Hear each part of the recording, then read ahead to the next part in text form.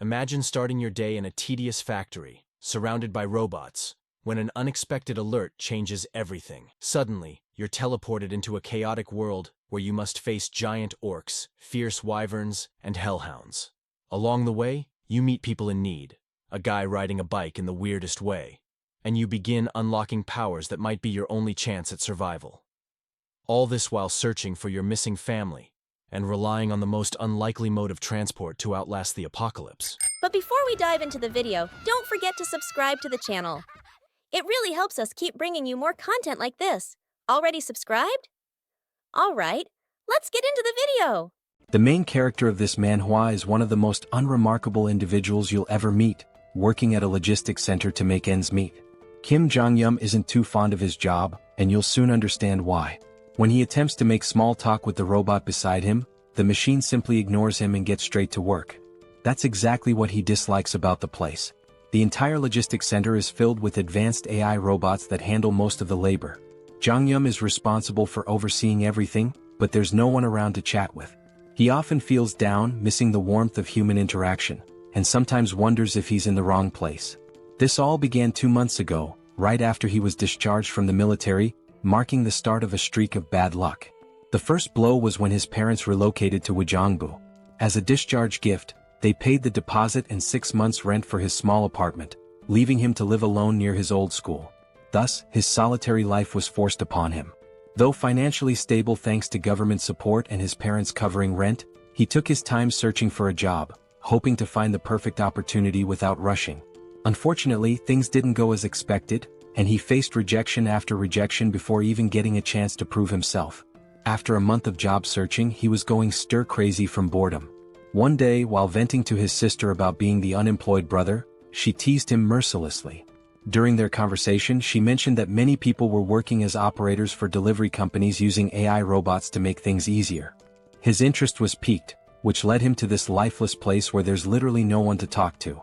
Just as I'm narrating this, someone else calls out to him. This person looks rather grumpy and unpleasant at first glance, someone who could easily pass for the manager. Anyway, the senior worker informs Jong-yum that they're out of tuna stock, despite the system indicating there's still some. He tells Jong-yum to check the warehouse for any missing stock, and of course Jong-yum agrees with a forced smile. Let's be honest, he finds the robots much warmer than his cold-hearted senior. As Kim enters the warehouse, the door behind him begins to close. He quickly searches for the tuna, eventually spotting it, climbing up to retrieve it. Just then he hears the door slam shut with a loud thud. He tries turning the knob, but it's jammed.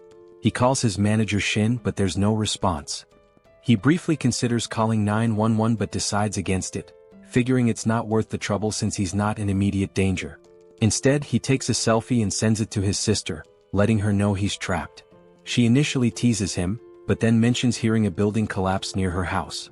Naturally, Jong-yum gets worried and calls her, but when she picks up, she stays silent. Just as he starts thinking it might be a prank, the entire warehouse shakes and an emergency alarm blares. The atmosphere turns chaotic, with announcements urging evacuation. Trapped in the warehouse with no idea what's happening outside, Jong-yum bangs on the door, but no one responds.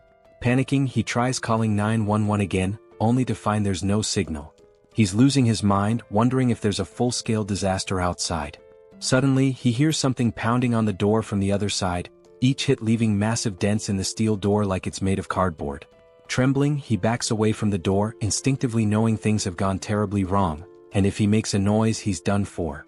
Sweating, he drops to his knees, relieved when the pounding stops, though the noise and screams outside still terrify him. 3 days pass and he's still trapped inside, surviving on whatever food is available. With no one searching for him, he's convinced something catastrophic has happened. He wonders if there's a war going on and feels almost grateful to be stuck inside, thinking he might be safer here. The alarm, which used to blare constantly, has been silent since yesterday, giving him a bit of peace. However, with his phone's battery running low, he's unsure how long he can last. This might be his final note to the outside world, praying someone finds him soon and keeps his family safe.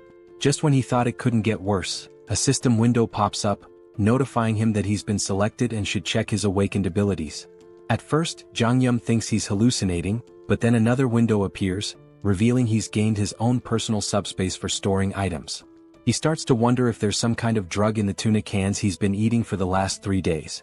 Another digital notification pops up, informing him that a target has been designated and asking if he wants to store it. Without hesitation he confirms, and suddenly he feels himself falling, landing hard on the ground outside. Scrambling to his feet, he looks around only to find everything in ruins, debris and wreckage everywhere. He spots his senior lying dead nearby. As system windows keep flashing, our protagonist is too busy vomiting after seeing his senior's lifeless body.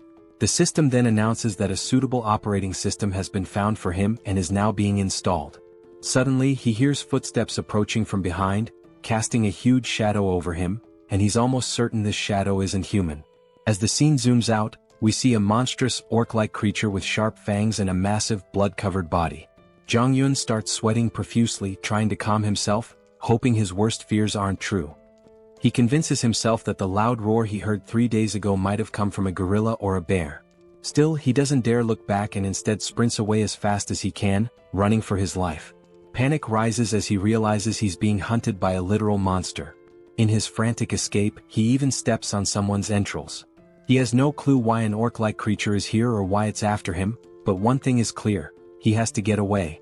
Suddenly, a system window pops up, announcing that synchronization is complete and asking if he wants to enter the subspace. Without a second thought, Jong-yun says yes, just as the monster's hand swings at him.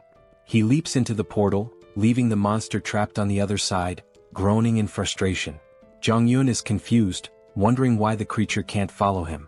A floating drone appears, explaining that nothing can enter his subspace without his permission, as he is the master of it. The drone further clarifies that the subspace is completely under his control. Shocked, Jong-yun feels a strange sense of déjà vu seeing the drone talk to him. Looking around, he realizes he's back in the PAX Fulfillment Center warehouse, but now it's part of his new subspace. The place is filled with the same robots as before. The system then informs him that as he's entered the subspace for the first time, he will be rewarded with a mana stone. The stone materializes in his hand, but before he can figure out what it does, the monster outside begins pounding on the portal again, startling him. He momentarily forgets he's being hunted by a monstrous beast and asks the system if it's sure the creature can't get in. The system reassures him that nothing can enter without his consent. A new system window appears, informing him that the PAX Fulfillment Center is a 5-story facility with a total area of 10,000 pyeong, approximately 33,000 square meters, and contains everything necessary for improving customers' lives. It can ship products at speeds of 60 kilometers per hour, with a maximum shipment size of 2 meters. Jong-yun is just as baffled as anyone would be by all this information. The system adds to his confusion by stating there are only 2 minutes left until maintenance. Jong-yun, still disoriented, asks if the facility will shut down after 2 minutes. The drone confirms this and explains that he can use the mana stone to power the facility and maintain operations within the subspace. With 1 mana stone he can keep the facility running for 24 hours. Impressed by its efficiency, Jong-yun listens as the drone explains that when the PAX Center was stored in the subspace, its energy system was modified to run on mana stones. Jong-yun, still skeptical, asks if this is even real or just some sci-fi nonsense. Suddenly, the facility's lights shut off, and the drone begins flashing warnings. The PX system explains that the power has been cut, and if energy isn't restored, PX fresh products, items like fresh vegetables, meat and pre-prepared meals, could begin to spoil. Jong-yun realizes that in a chaotic world like this, where outside is a war zone, food is essential for survival. The power outage in the freezers and refrigerators could be a huge problem. He asks the drone if the mana stone can really replace electricity. The drone confirms this, so Jong-yun inquires how he can get more mana stones. The drone replies that mana stones can be obtained from creatures of other worlds. Clearly, Jong-yun isn't thrilled at the idea of confronting a muscle-bound monster that could easily tear him apart. He tells the drone to use the mana stone for now, then rushes into the facility to gather weapons. Inside he grabs as many weapons as he can, but a system window flashes their prices. With limited resources, he's worried he might run out of stock if he throws everything at the monster too quickly. He's also unsure whether these blades can even pierce the monster's thick skin. He figures that wounding the monster slowly rather than trying to kill it outright might be a smarter strategy. Since the creature can't enter his subspace, there's no rush to finish it off in one go. He'll focus on injuring it little by little, ensuring he doesn't waste resources or run out of weapons too quickly. Jong-yun hurls an axe at the monster, but it only grazes its body, which only enrages the creature further. With his original plan failing and aware that his weapon supply is limited, he decides to give the heavy axe another try, hoping it will have a more noticeable effect this time. He asks the system how many axes are left in stock, and to his surprise, he's told there are 15 remaining. He was expecting far fewer, so the number takes him off guard. He quickly checks the location of these axes, and upon reaching the storage area, he's shocked to discover that the axes are duplicating infinitely. The system explains that the items are produced through a process that allows them to be duplicated endlessly. While they can be damaged or altered, they cannot be fully depleted. This revelation leaves Jong-yun stunned. If the system is right, he has an endless supply of weapons at his disposal. Surprisingly, the system confirms this.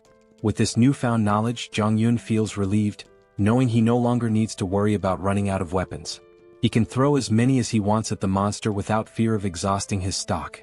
He realizes that his shoulders will probably give out before the monster does, but at least he has a seemingly unlimited arsenal.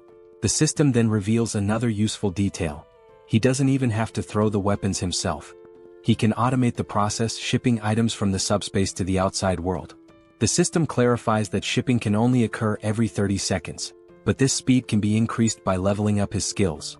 Jong-yun quickly asks how to launch the weapons, and the system tells him he only needs to think of the registered item and say ship to have it automatically sent out. As soon as the system explains this, Jong-yun says ship, and an axe hurtles through the air at incredible speed, slamming into the monster's grotesque face and bringing it down instantly. The axe was launched by the drone, and when Jong-yun asks about the speed of the throw, the system replies that the default shipping velocity is 60 km per hour. Finally, Jong-yun understands what the system meant earlier by shipping speed. The system then informs him that he can adjust the speed to a maximum of 75 km per hour, but anything faster will require skill upgrades. Naturally, Jong-yun asks how to upgrade his skills, and the system explains that he can do so by using mana stones. At this point, Jong-yun remembers the monster he just defeated and realizes that he'll need to fight more creatures to progress. He quickly gears up inside the facility. First, he grabs lightweight combat boots priced at about 50,000 KRW and matching tactical pants for 78,000 KRW. Once he's suited up, he also buys a detailed map of the Seoul metropolitan area and a permanent marker. He marks a circle around Gwangjin district, then highlights surrounding areas in a specific order. With his route planned, he decides to start with the nearest district and gradually work his way toward his final goal, Ijeonggu, where he hopes to reunite with his parents. Since he's starting from Gunpo and doesn't have a car, Jong-yun knows the journey will be long. Even though it's not as fast as a car or motorcycle, a regular bicycle is incredibly valuable in a post-apocalyptic world, and in this situation it might as well be a Lamborghini. He hops on the bike and pedals through the desolate landscape.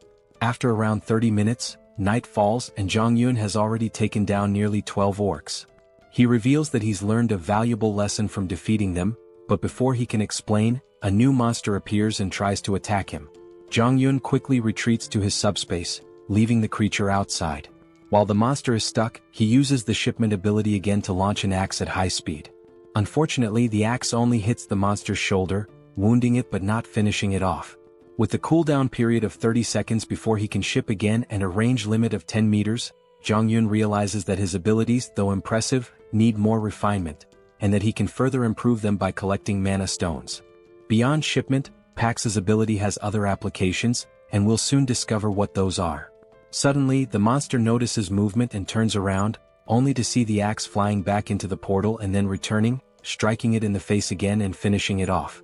This is actually the second function of Pax's shipment ability, known as product retrieval, which automatically brings back dispatched items, just as useful as the shipping ability itself. Jong-yun uses the retrieval function once more to claim the mana stone from the monster, all while wondering why he can't simply retrieve the mana stone without killing the creature first. He then asks Pax the same question and learns that he can only use his retrieval skill on the stone after killing the monster, as it belongs to him at that point. Regardless, Jong-yun steps out of his subspace and shares another vital piece of information about this apocalyptic world. It turns out that the strange orcs aren't the only creatures wreaking havoc. There are also winged monsters, and he knows it will be a serious challenge to hunt one of those. Suddenly, he hears cries for help, but before he can identify the source, the scene shifts to a man named Choi, desperately fleeing. He's so exhausted that each step feels heavier than the last, and a flying creature is chasing him. The monster swoops down, slamming into Choi from behind, sending him crashing to the ground in agony. There's another person behind Choi, but before he can help his fallen friend, the monster lands right in front of him, blocking his path. Its fierce, drooling mouth suggests that human flesh is the most appetizing thing around. However, strangely, the monster doesn't attack the man standing before it. Instead, it fixes its gaze on Choi, who is writhing in pain on the ground. The man, confused as to why the monster is ignoring him, realizes it has been targeting Choi all along, likely because he seems like an easier victim. He feels helpless, unsure of what to do with only a small knife in hand, doubting whether it could even distract the monster. Just then, the sound of a bicycle bell rings through the air, and not surprisingly, it's our boy speeding toward them, though these two have no idea who or what is approaching. Before they can process what's happening, they witness the monster that was hunting them get struck by a projectile, sending it sliding across the ground from the force of the impact. The creature was felled by a single axe throw, leaving both men in stunned disbelief. Jong-yun quickly checks if they are okay, but they're still in shock, their mouths agape as they try to understand how someone on a bicycle managed to defeat a flying wyvern with just an axe. They immediately ask Jong-yun if he's a soldier, bowing their heads in gratitude for saving their lives. Jong-yun, glad they're safe, points to his uniform in response to their question. He explains that he's an employee of PAX FC, and they notice he's wearing the company's gear. This revelation shocks them even more, as they had assumed he was a trained soldier, given his impressive skills and presence. Even though he's not a soldier, his abilities are so extraordinary that if they hadn't seen it themselves, they wouldn't have believed someone could take down a wyvern with just an axe throw while riding a bicycle. Jong-yun is surprised to find out that these people are already familiar with the concept of abilities.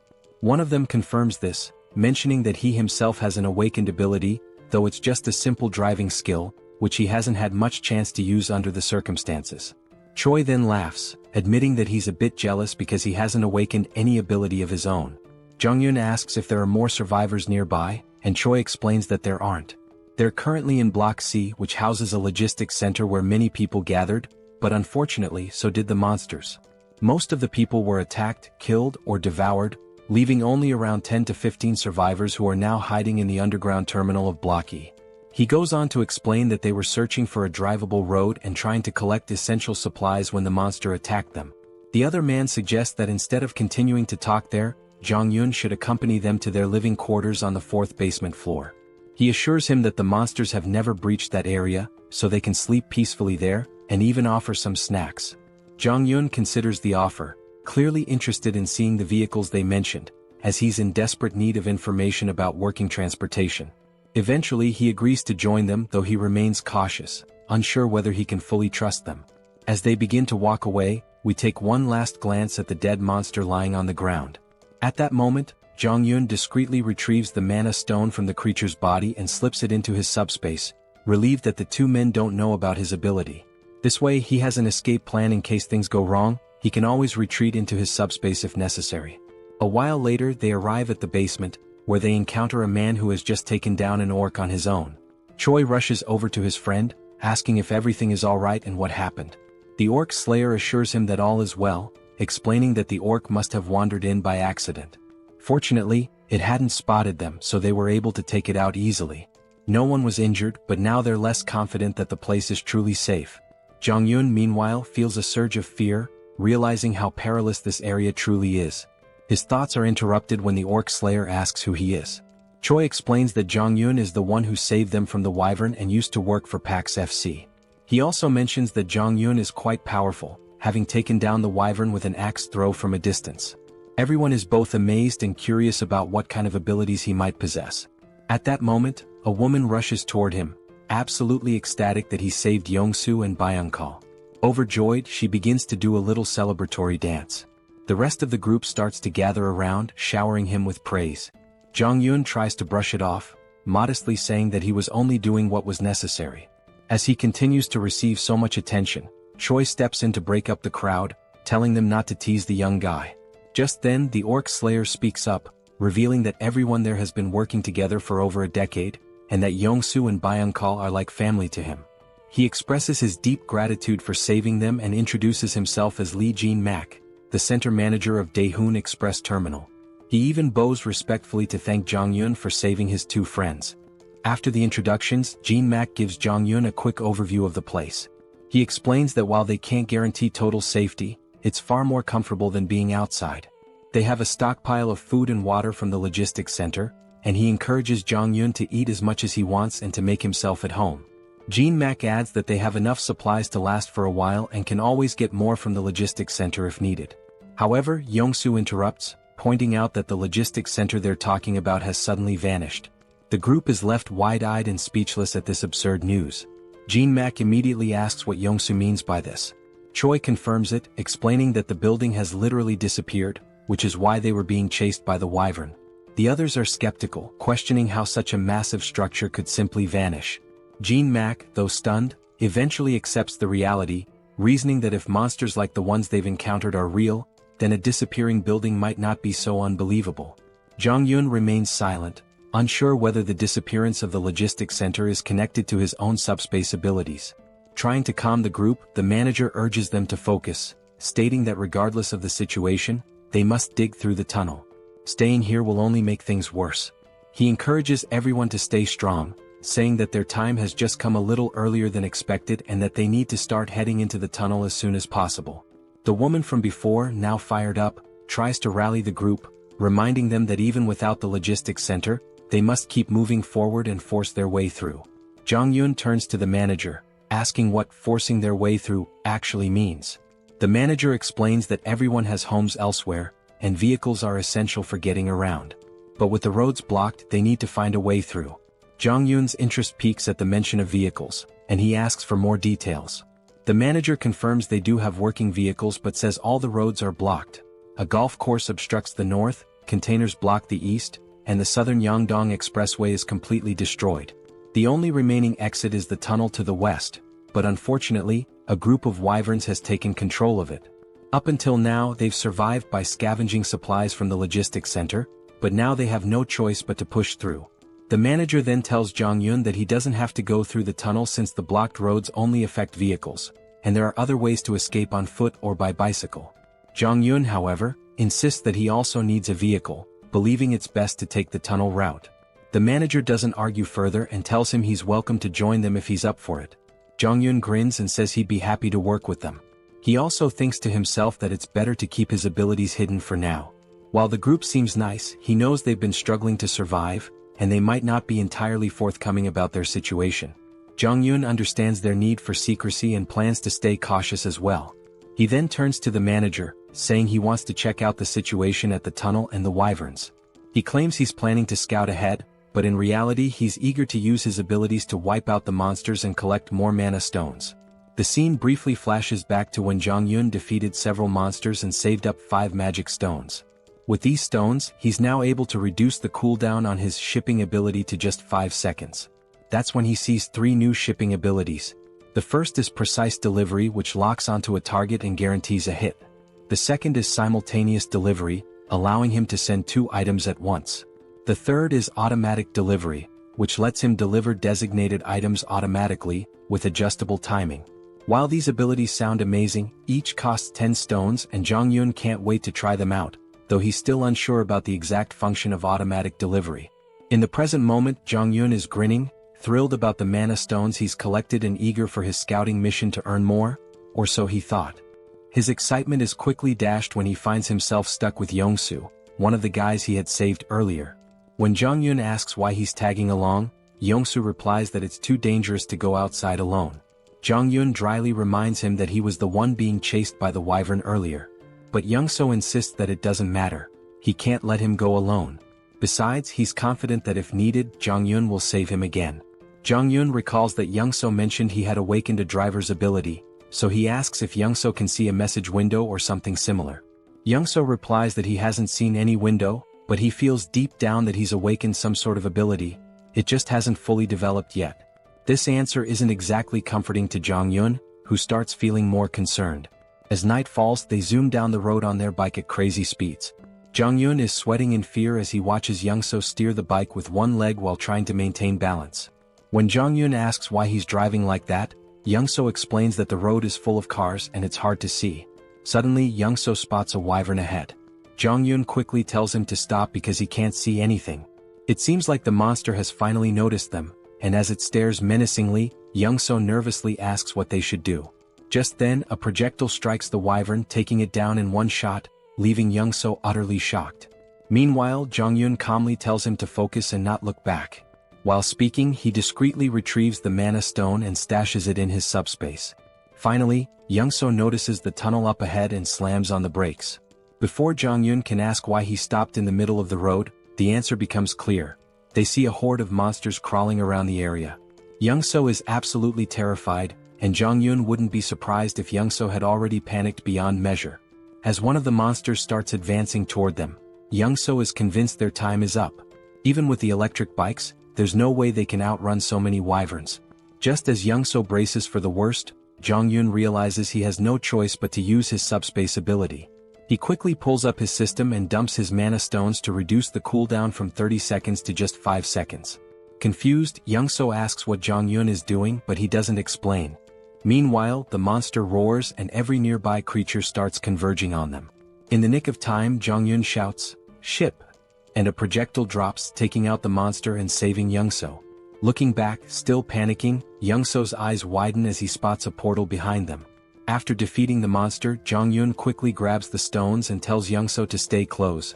It's the only way he can protect him. Young-so agrees, though he remains completely clueless about what's happening or why there's a logistics center behind them. Just then, more monsters appear, but Jong-yun swiftly deals with one using his axes. As more monsters prepare to attack, Young-so panics and stumbles back, eventually falling into Jong-yun's subspace. The monster crashes into the subspace barrier, while Young-so falls to the ground in shock. The monster regains itself and charges again, but Jong-yun slips into his subspace just in time. The creature slams into the barrier once more before being taken down by another axe. Young-so watches in awe, unsure what to be more impressed by, the logistics center or the flying axes, but he's certain of one thing. To Jong-yun, these monsters are nothing more than nuisances, and this tunnel is just a minor obstacle he can clear without breaking a sweat. Young-so reflects on how everyone back at the base was relying on the delivery vehicle for safety and food transport, and how the tunnel was part of their escape route. Even if they made it through, monsters still lurked outside. But for Jong-yun, things are different. He only needs the vehicle for transportation since he can handle any threat with ease. Young-so even begins to feel a tinge of jealousy, thinking how with an ability like Jong-yun's, he could reunite with his family much faster. He wonders why Jong-yun needs a vehicle in the first place. Suddenly they notice the monsters starting to retreat. Jong-yun is intrigued, noting that these creatures are smarter than expected since they're fleeing rather than rushing into danger. As Jong-yun collects the mana stones, Young-so spots a blue stone hovering in the air and asks what it is. Jong-yun, surprised, asks if he's never seen a mana stone before. Young-so admits he hasn't, so Jong-yun explains that he uses them to boost his abilities. Young-so finally understands and wonders if he'll ever get a chance to use one himself. This clears up why Young-so didn't bother extracting the mana stone from the orc earlier. Young-so points out that with abilities like Jong-yun's, he could easily clear the entire tunnel on his own. Jong-yun replies that he didn't come here intending to clear the tunnel. He just wanted to check it out. If it seemed manageable, he'd sneak through quietly and not show off his powers. Young-so apologizes for tagging along, but Jong-yun reassures him that it's fine. He didn't know the way to the tunnel anyway, so if he had come alone, he wouldn't have made it this far. He then suggests they head back since the wyvern has retreated, but it could return soon. At that moment, Young-so asks how far Jong-yun plans to travel that he feels the need for a vehicle. Jong-yun explains that he's trying to reach his family, with his final destination being Wajongbu, near the Gangnam district. This revelation surprises Young-so because his own destination is along the same route.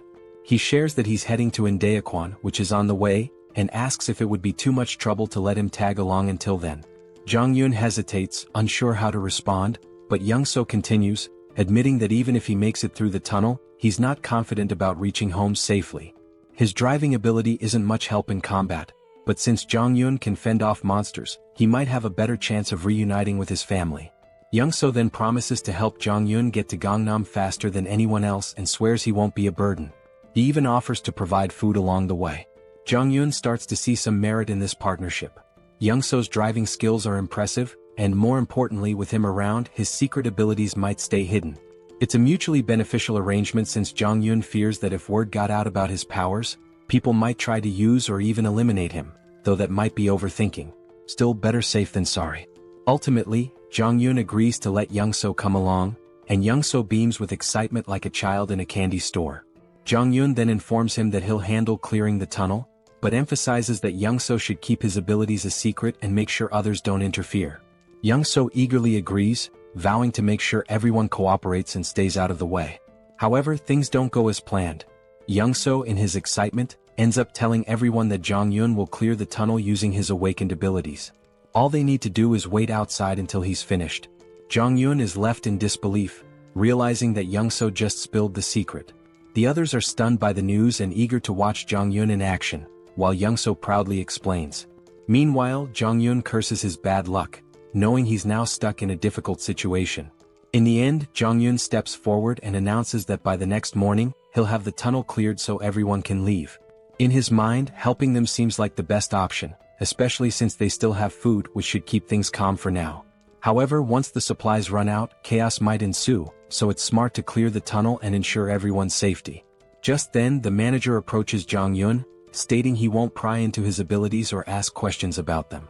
Instead, the manager expresses respect for Jong-yun's decision to help everyone. He offers some food from their reserves as thanks, which surprises Jong-yun. This level of generosity feels overwhelming. The manager explains that because Jong-yun risked his life scouting the tunnel, the least they can offer is a bit of food. Now that he's clearing the tunnel for them, they feel like they can't repay him enough. They apologize, saying that all they can offer is their gratitude.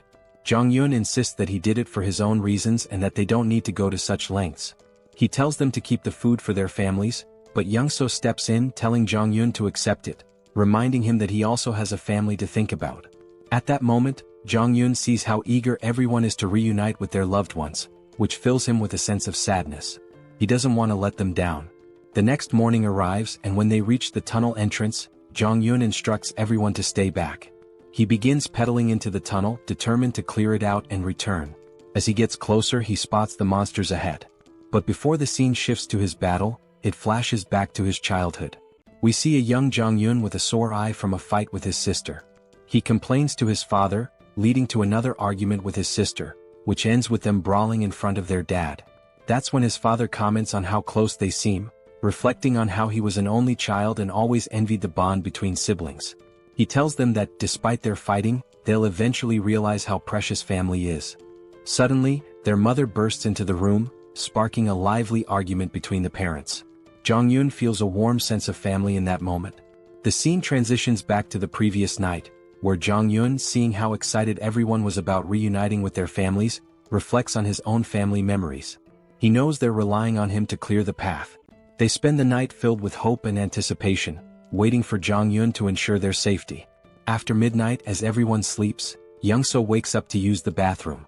Noticing that Jong-yun is missing, Young-seo heads outside and asks the patrolling guards if they've seen him. They tell him that Jong-yun mentioned stepping out for some fresh air a while ago. Curious, Young-seo walks further ahead, scanning the area, and eventually spots Jong-yun. He quickly asks why Jong-yun can't just go to sleep, to which Jong-yun replies that he can't sleep there. As Young-seo looks ahead, he's stunned to see the vehicle loaded to the brim with food and supplies. Completely baffled, Young-seo asks why Jong-yun is giving away so much. Jong-yun casually explains that he only loaded half the supplies to avoid weighing the vehicle down, but assures him it's more than enough for everyone. Young-seo is even more shocked when Jong-yun mentions that this is the last vehicle he had to load. The realization hits hard. If this is the last one, then Jong-yun must have packed the other 15 vehicles with the same amount of supplies.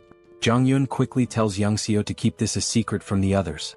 Still confused, Young-seo points out that if Jong-yun is giving away all these supplies, what will they have left for their own journey? Jong-yun nonchalantly responds that they still have plenty of supplies. Young-seo is left astounded, realizing the amount of resources Jong-yun has given away is more than you'd find in an entire logistics center. He can't comprehend how much stock Jong-yun must have left. Back in the present, we see Jong-yun effortlessly taking down monsters like it's no big deal. While fighting, he contemplates how much easier it would be if he could put all the people into his subspace and carry them to safety. Unfortunately, his system informs him that with his current subspace level, it's impossible. However, if he reaches subspace level 2, he could carry up to 20 people. To level up, he needs at least 100 mana stones. After mentally counting, Jong-yun notes there are about 40 monsters left, with a few fleeing. The numbers aren't enough for him to level up here. He realizes he'll need to find another way to gain experience, especially since he wants to eventually bring his family into the subspace. Suddenly, Jong-yun notices something strange among the fleeing monsters. A closer inspection reveals a stronger, more imposing version of a wyvern, clearly some kind of boss-level monster. Even Jong-yun is unsure of what he's facing. The scene then cuts back to the group waiting outside the tunnel, growing anxious about whether Jong-yun is okay inside. Finally, they see him emerge, pedaling his bike effortlessly, as if he's been out for a leisurely ride. His uniform is stained with blood, and the group anxiously watches until they see him smile. They burst into celebration, relieved that their mission was successful. It's finally time for everyone to part ways and reunite with their families. They thank the manager for sticking with them and wish him a safe journey home. Jong-yun hints that if they face any trouble, they should open the cargo hold. He's left a little surprise that might help. Curious but eager to continue, they get into their trucks and slowly make their way through the traffic. After crossing the tunnel, they wave their final goodbyes before heading in different directions. In the truck, Jong-yun sits in the passenger seat, still thinking about the monster he saw in the tunnel. He's unsure if it was really a wyvern since it fled before he could get a good look. He wonders if it was a leader or just an adult version of the monsters they've been fighting. His thoughts are interrupted by a disturbing crunching noise from under the truck. Looking near the tires, they see they've run over some corpses, and the driver's face is full of sorrow from hearing the bones break. Even Jong-yun notices the regret in his friend's expression, but they have no choice but to keep moving. The road is filled with bodies and wreckage, leaving no clear path. Jong-yun reflects on how, if his discharge had been delayed by just 3 months, he might have ended up as one of those dead soldiers. The situation is even worse than they imagined, with monsters still feasting on the remains. Suddenly, Young-seo calls out to him, snapping him out of his thoughts. When Jong-yun looks ahead, he sees that the road is blocked. Young-seo points out that the barbed wire looks like it was set up by the military to block something, and they'll need to find another route. He suggests they try crossing another bridge, but just then Jong-yun notices something at the far end of the blocked bridge. Upon closer inspection, they see a new type of monster they've never encountered before, and it becomes clear what the military was trying to contain. While Young-seo panics and considers turning back, Jong-yun sees this as a perfect opportunity to level up his subspace. He spots a narrow sidewalk along the road, blocked on both sides, and quickly suggests they drive through it. He explains that he has a plan to get through without turning back and excitedly tells Young-seo to push the truck through the pedestrian path. Young-seo is horrified by the risky idea, especially when an orc appears ahead among the mutant hounds, scattering the pack. The monsters didn't seem to get along with each other at all. Despite the orcs' advantage in size and strength, the mutated dogs had sheer numbers on their side. The poor orcs stood no chance against such a ravenous pack, as their hollow mouths relentlessly tore into its flesh. Blood and chunks of meat flew in every direction, and our two protagonists could only watch the brutal scene unfold. Young-seo was truly terrified, and despite knowing the abilities of our hero, he seriously doubted the sanity of the plan to go straight ahead.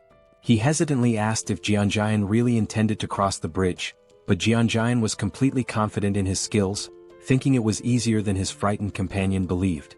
As Young-seo tried to muster some courage, Jeonjaen suddenly asked him a strange question. Had he ever heard of a game where 3 different races are at war with each other? It was a space strategy game called Stark, but since Young-seo was older, he didn't know anything about it. Jeonjaen went on to explain a little about the game. In it, players could customize maps and tweak settings for fun. Jeonjaen's favorite map involved holding off waves of monsters with limited units and clever use of terrain. As he saw it, the current situation was quite similar to that game. Young-seo of course had no clue why Jeonjaen was sharing this story, but it didn't really matter. His job was simply to follow instructions. The first step was for Young-seo to back the car up to the barbed wire barrier, ripping it down and making as much noise as possible, all to attract the attention of the mutant hounds who were busy feasting on the orc. After that, it was Jeonjaen's turn to get to work. Activating his system, he unlocked a skill he hadn't planned on using but realized it was perfect for the situation. Auto shipping. He spent 10 mana stones to unlock it, then instructed Pax to spend the rest of the stones to boost the shipping speed. Pax quickly complied, increasing the delivery speed to 100 km per hour.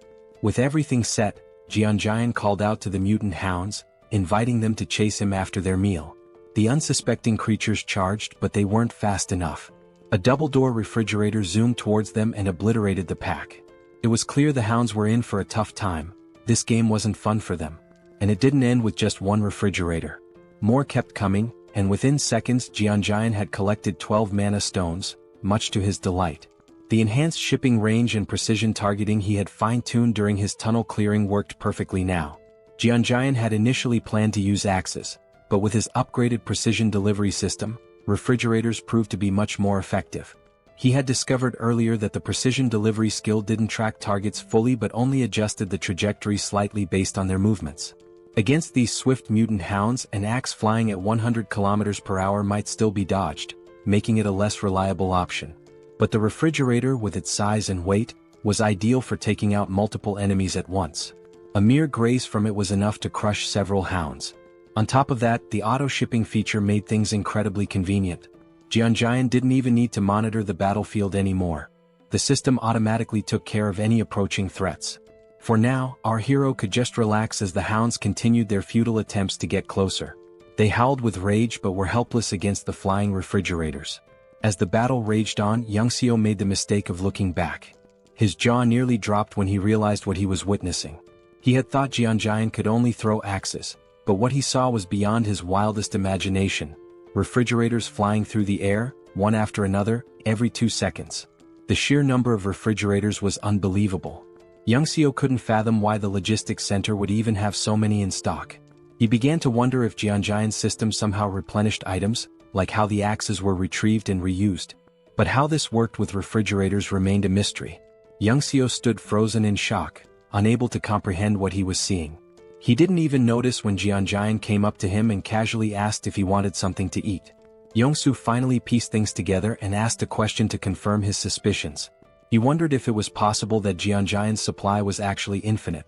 Jianjian was a bit taken aback by the question, assuming Yongsoo had figured it out long ago, but clearly he hadn't. All this time, Yongsoo believed Jianjian was simply collecting the axes after each use to recharge them. He never imagined that Jianjian had an endless supply. In reality, Jianjian did collect the axes with his system, but only to prevent them from lying around and accidentally harming someone.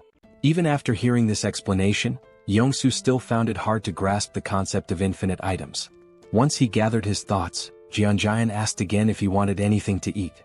Having endured an emotionally exhausting day, Yongsoo felt that a Coke Zero and a donut would be more than enough for him. As they quietly enjoyed their food, behind them, the delivery system was relentlessly scattering the mutant hounds. Yongsoo felt a bit embarrassed for underestimating Jianjian's abilities and his own naivety, but he was still grateful for the meal, even if it came from an endless stock. Jianjian was happy to share and thanked Yongsoo for trusting him from the start. He told Yongsoo that if he ever needed anything he should just ask since he had almost everything in stock. However, Yongsoo wasn't keen on overusing someone else's generosity. Jianjian had already done enough by clearing the path of monsters and helping him get home faster. Once they crossed the bridge, it would only take an hour for Yongsoo to reach his house. Jianjian was glad to hear his friend would soon be reunited with his family, though he could sense Yongsoo's worry about what might be waiting for him there. Yongsoo hoped his family was safe, and Jianjian understood the concern all too well. He was worried about his own parents and sisters as well. Wanting to give Yongsoo a gift, Jianjian noticed his friend's tattered clothes and thought he shouldn't return home like that. Plus, with the hounds still lingering, they had time to resolve the clothing issue. The only question was what style Yongsoo would prefer. Feeling a little uneasy about receiving even more help, Yongsoo didn't refuse. He knew Jianjian probably had what he needed: aviator glasses and a cool jacket, the perfect outfit for a top-class driver navigating the apocalyptic landscape. Just in time, the last few hounds were almost dealt with. Yongsoo's new look gave him a boost of confidence, and with renewed assurance in the truck's durability, he was ready to get going. He moved with speed and precision that would make even Formula One drivers envious. Jianjian barely had time to grab on before Yongsoo floored the gas pedal. The remaining hounds didn't stand a chance as they sped down the narrow road. Yongsoo handled the driving with lightning speed, so much so that it seemed like they'd reach his home in just 20 minutes. But Jianjian had to hold on for dear life as the truck zoomed over broken roads as if they were smooth highways. Jianjian desperately asked Yongsoo to slow down, but it was futile. It seemed like he was about to be sick. Fortunately, the wild ride didn't last too long. They finally arrived at Yongsoo's destination, or rather what was left of it. His home was now nothing more than a ruin. Yongsoo stands in front of his house, looking out at the wrecked buildings through the window. The destruction is overwhelming, and he tries to reassure himself that these buildings were just old. That's why they crumbled. But deep down, Yongsoo's hands are shaking. He's right at his own doorstep, frozen with fear, dreading what might be inside. The thought haunts him: what if his family isn't there? What if he opens the door to find their lifeless bodies? The fear feels suffocating. He keeps repeating that they're safe, that when he opens the door, everything will be okay. But his hands won't move. He's paralyzed, unable to turn the handle. Kim, standing behind him, watches, understanding exactly what Youngso is feeling. He had driven like a maniac, covering a journey that would normally take an hour in just 20 minutes, fueled by the hope of reuniting with his family. It shows just how desperate he was to get here. But now, standing before the door with the potential of finding something horrifying, Youngso can't bring himself to move. He knows that if he finds death behind that door, it might destroy him too. Sensing this, Kim steps forward, places a supportive hand on Youngso's shoulder, and offers to open the door for him. Youngso freezes, frustration and fear etched on his face. Almost on the verge of tears, he pleads with Kim to do it. Kim, understanding the fear of facing one's worst nightmare, steps up to the door. If he were in Youngso's position, he'd be scared too, wanting someone else to open it for him. Turning back to reassure Youngso one last time, Kim tells him he's about to open the door. But before Kim's hand reaches the handle, the door opens from the inside. Both Kim and Youngso freeze in shock. Youngso's eyes widen as he sees his wife and daughter standing there. His wife calls his name softly, her voice warm, and his daughter shouts, "Daddy?" Youngso's wife starts crying, and soon he's breaking down too. She runs to him, and the three embrace tightly as if they'll never let go. It's a deeply emotional moment. Kim, standing a short distance away, watches quietly, giving them space. Through tears, Youngso asks his wife how she knew to open the door. She explains that she heard voices outside and saw him through the peephole, which is why she opened it. His daughter, still crying, blurts out, "Dad, I hate you. Why did you make me wait so long? I was so scared." After a while, Youngso's wife notices Kim standing in the background and asks, "Who's this?" Only then does Youngso remember Kim's presence. But before he can respond, Kim's vision blurs and suddenly he collapses. Youngso shouts for him, but Kim can't hear anything. His body is shutting down, and after 3 or 4 days without proper sleep, exhaustion finally overtakes him.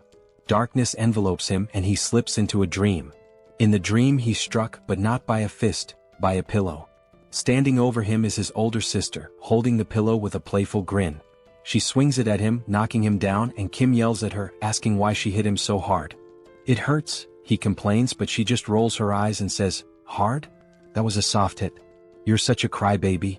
She's unfazed, brushing it off as nothing. Meanwhile, Kim is ready to run to their dad and tell on her. He storms off, determined to complain, but his sister couldn't care less. She stands tall, holding the pillow like she's won the pillow fighting championship of the month. Suddenly the scene shifts. Kim's dad is sitting with him and his younger sister, trying to mediate a sibling quarrel. He calmly explains that, annoying as they might be, family is precious. One day, Kim will realize how lucky he is to have them and how much love there is in their little fights. His father reminds him that, no matter the arguments, their bond is something to treasure. Just then, Kim's mom storms into the room, scolding his dad for not helping with dinner when she asked. She's frustrated, telling him she needed help, but there he is, just lounging around. The scene cuts to the whole family at the dinner table, enjoying delicious food, laughing and sharing stories. As they eat, Kim's mom eyes his older sister, Soil, suspiciously and asks if she's got a crush on someone, noticing how she's always on her phone. Looking nervous, Soil explains that she's just texting her friends non-stop. It's just how things are nowadays. From the outside, their family is filled with pure joy and warmth.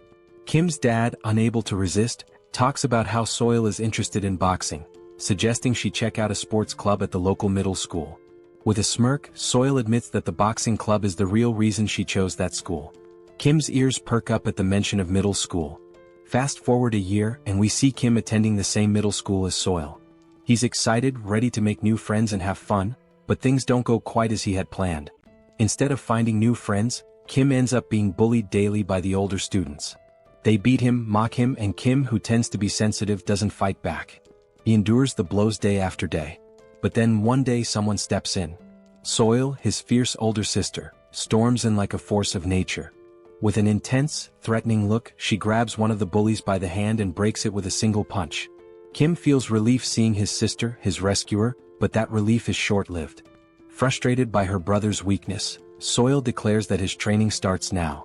And so, Kim's grueling training under his ruthless sister begins. It's brutal, but it pays off. Soon, no bully dares to approach Kim again. For a while, life seems to settle down. Kim makes friends, enjoys himself, and coasts through middle school. But time flies, and one day his younger sister lands a job at a nursing school, catching both Kim and Soil by surprise while Kim is lounging on his PS5, barely keeping up. Then, a moment arrives that flips his life upside down. Kim's dad walks in and tells him the time has come. Kim doesn't understand at first, but when it sinks in, it hits hard. It's time for him to enlist in the military. The family worries, though Kim tries to put on a brave face. Outwardly he's tough, but inside he's trembling. He doesn't want to leave his family. And after that, well, the rest is history. Slowly, Kim's eyes open. He feels disoriented and a bit afraid, lying in an unfamiliar bed. He remembers collapsing, standing outside Youngso's door, meeting his family, but after that, nothing. His mind races. Did Youngso betray him? Instinctively, he opens his portal and pulls out a heavy axe, gripping it tightly. Suddenly, a calm, warm voice interrupts his thoughts. Kim turns, startled, and sees Youngso's wife and daughter at the table, looking at him with puzzled expressions. Reality hits him. He's in Youngso's house. Looking to the side, he spots Youngso sound asleep, completely out. It dawns on Kim, he must have been so exhausted that he collapsed at the door. Youngso's wife had said he fainted and had been out ever since. He must have been more worn out than he realized. Kim glances down at the heavy axe in his hands, momentarily confused as to why he even drew it. What had he been thinking? Quickly, he stashes it back in his portal, hoping no one noticed, especially Youngso's wife. She didn't need to see that. He asks how long he's been asleep, and she tells him it's only been a few hours. Then the mood shifts. With a soft smile, Youngso's wife begins to thank him, expressing her gratitude for everything he's done. Kim can feel the weight of her words, how he saved Youngso's life and brought him home safely. The gratitude in her eyes and her slight bow make him feel uneasy. Kim isn't used to this, feeling awkward and a little nervous, wanting to brush it off as no big deal. He thinks about how Youngso had helped him too. It hadn't all been on him.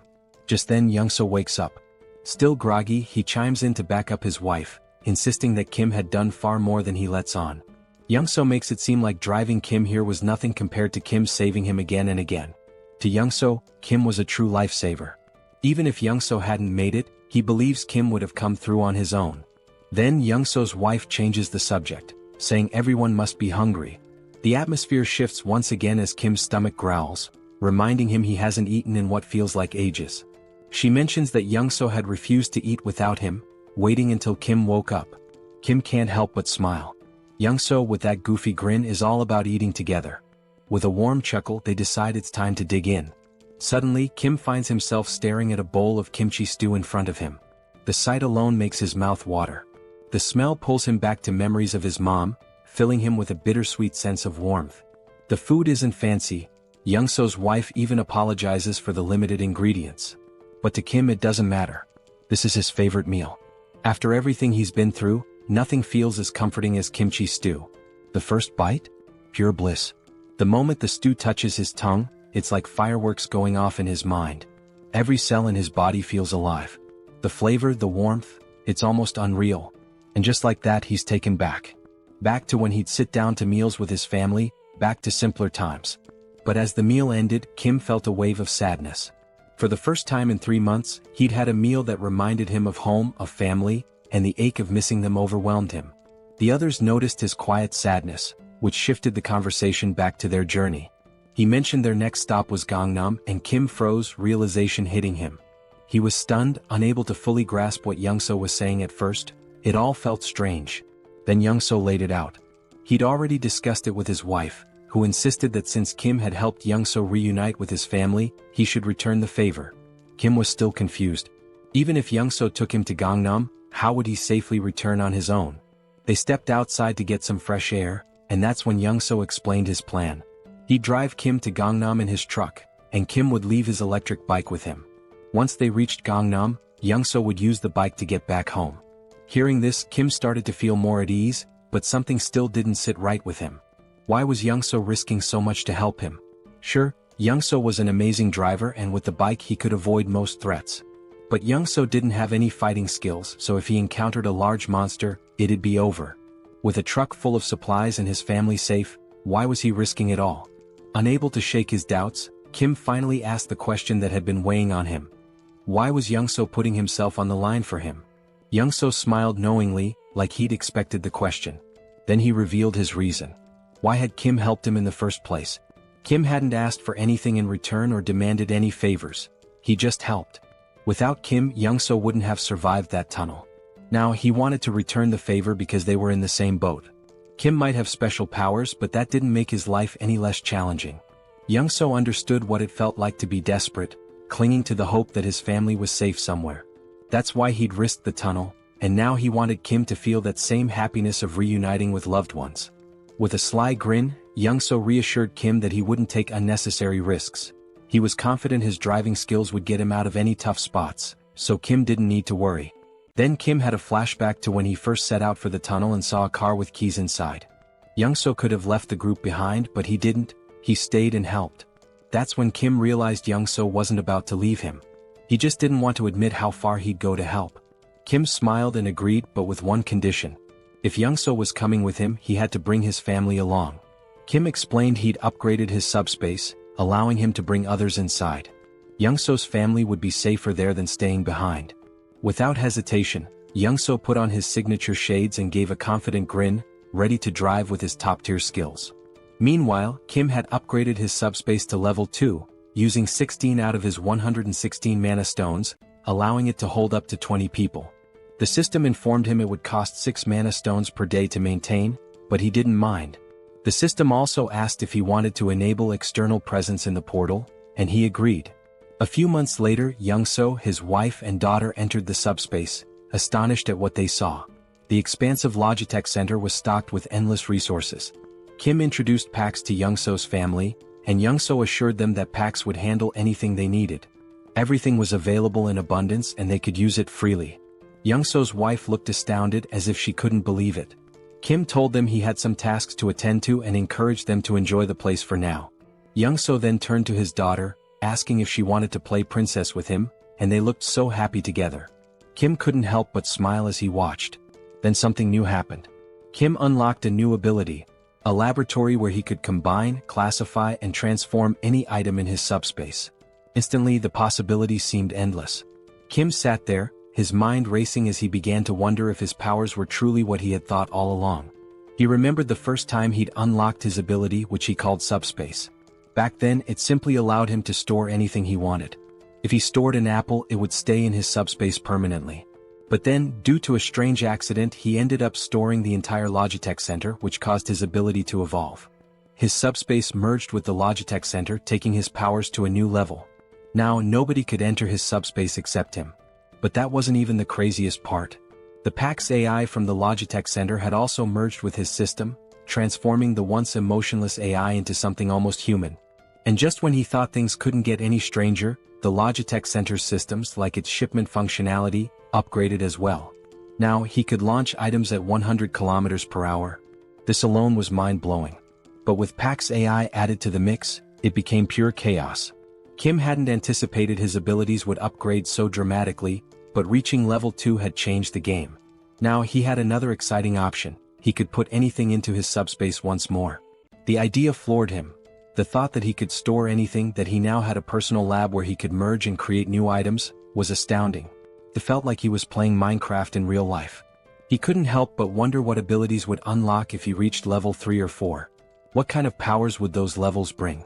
But thinking wouldn't get him there. He didn't have enough mana stones for another upgrade just yet. So for now, he focused on deciding the next thing he'd add to his subspace. Last time, it had been the Logitech Center, which turned out to be a blessing. But now, with a determined aura, Kim commanded his system to store the entire Earth. Yes, you read that right. He was about to store the planet. If it worked, everyone would float off into space. The system asked for confirmation and Kim, feeling a little tense, confirmed. But after 2 minutes, nothing happened. Then the system sent a notification: failure. Earth was outside the storage range. Kim sighed, figuring it was too ambitious, but it was worth a try. Just then, Youngso showed up, discussing the route to Gangnam. Kim listened but quickly asked why Youngso wasn't playing with his daughter as he'd mentioned earlier. Youngso smiled softly, explaining that his daughter had always felt scared in their old building. But here in this new place she finally felt safe, and that's why she'd been able to fall asleep. It was all thanks to Kim. Youngso expressed his gratitude, but Kim, ever modest, reminded him that he'd been a huge help too. Without Youngso's driving skills, he wouldn't have made it this far. In his mind they were even. But Young-so, with a serious tone, insisted he'd do whatever he could to support Kim. The scene shifted, and there they were, Young-so in full driving mode wearing his signature shades and Kim feeling the tension in the air. Something felt wrong.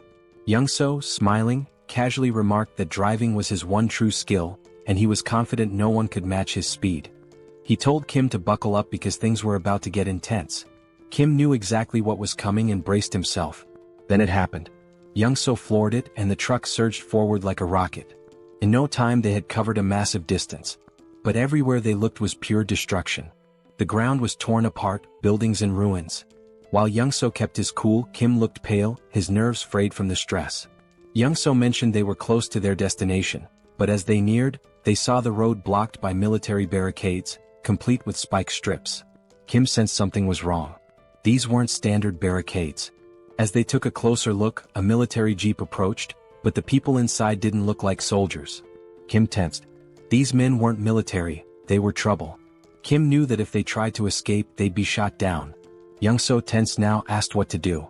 Kim opened his portal, telling Young-so to get in, and assured him he'd handle it. Without hesitation, Young-so slipped into the portal, leaving Kim to face whatever came next. Kim stepped out of the truck as three men approached, guns in hand, strutting like they owned the place. One of them, all muscle and little brains, ordered Kim out of the truck. Kim, barely holding back a smirk, stared them down with a cold glare. Without a word he got out. They opened the truck's cargo and were stunned to find it packed with food. Their eyes lit up like they'd just hit the jackpot. They turned to Kim asking if the food was his. Kim, as calm as ever, nodded. But the musclehead stepped forward, puffed up with arrogance, and declared that the food wasn't Kim's anymore. Now it was theirs. Kim knew these clowns were far from military, they were just greedy thugs after his supplies. The musclehead tried to look intimidating as he questioned Kim about where he got all this stuff. Kim played dumb, pretending to be a clueless delivery guy and claimed he worked at the Logitech Center. But they didn't buy it and pressed him on where the center was located. Calmly, Kim explained that even if he told them, they'd never make it there. The roads were blocked and monsters were everywhere. He himself had barely made it out, just trying to survive. The musclehead looked unimpressed, glaring at Kim and asking how much more loot was left at the center. Kim, staying in character, replied that the food in the truck was only a small part of what was stored there. One of the others glanced at his watch, muttering that it was almost time. Kim was puzzled. What was the rush? Before he could figure it out, wham! The musclehead punched him hard in the stomach and Kim crashed to the ground, wind knocked out of him. Before he could catch his breath, the bulky guy behind them clamped a cloth over Kim's face, knocking him out cold. When Kim woke up, he was tied to a chair in a dim room. His vision was still blurry, but he could see the bulky thug sitting on a makeshift commander's throne. Nearby, a body lay on the ground, a pool of blood spreading around it. Clearly a dead soldier. Kim quickly pieced it together. These guys had taken over the military base. The bulky guy started talking, bragging about how they'd wiped out the military and made themselves the new rulers here. Apparently they'd been fighting Vibrants, monsters that swooped in every day at 6 p.m. The military had tried to fend them off with guns but couldn't keep up, so they'd recruited people like him and his crew. When the military was overrun, the gang had taken control, and now the bulky thug was the self-proclaimed commander. He made it clear that Kim was only alive because he needed him. Kim's task? To head back to the Logitech Center with some of the gang and raid it for more supplies. If he succeeded, maybe they'd let him join their group for protection. Kim was beyond annoyed. He was done with these lowlifes. Standing there, he decided what to do next. It struck him. This military base would make a perfect addition to his subspace. Without hesitating, he commanded Pax to store the entire Joint Commander Communication Headquarters in his subspace. The thug didn't even notice what was happening. He just sat there, confused as the entire base vanished around him. 1 second it was there, the next, poof, it was gone. He was left in his chair, now in the middle of nowhere, utterly clueless. By the time the thug realized what had happened, it was too late. Kim had already disappeared into his portal, leaving the thug sitting alone in the wasteland with nothing but his chair. At least Kim left him something to sit on. Around him, the thug's crew was completely baffled. They gripped their rifles, staring at the sky, trying to wrap their heads around the fact that the whole building had disappeared. The thug, wide-eyed and anxious, scanned his surroundings, his face showing a mix of fear and confusion. He was probably thinking, where did the whole building go? Meanwhile, Kim spat on the ground, noticing a trace of blood. That punch must have done some internal damage. He felt himself sway on the edge of fainting. Storing the base had drained his mana like nothing before. He was exhausted, completely wiped out. If he'd known it would take this much out of him, maybe he would have waited, maybe ducked into his subspace first. But it was too late for second-guessing. He had made his choice, now he just had to deal with the aftermath. His priority now was to get into his subspace to recover. As Kim slipped into the shadows, the thug's crew suddenly froze as the sky turned blood-red. Dark, looming shadows filled the air. The wyverns were coming. Hundreds of them, wings spread wide, headed straight for them, growling and screeching, ready to tear anything in their path. The sight hit the thug's men like a slap, sending them scrambling in all directions, completely forgetting Kim as they bolted for their lives. Even the guy who had captured Kim took off, leaving him free to drop to the ground. The thug was furious, shouting at his crew to hold their ground. He yelled that their rifles could still take out the smaller wyverns, vowing to handle the largest one himself. But his men weren't listening, they were too busy running. Rage twisted his face as he cursed them, calling them traitors. Then bam! The ground shook.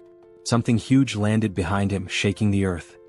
He turned slowly, terror contorting his face, only to see a massive wyvern towering over him.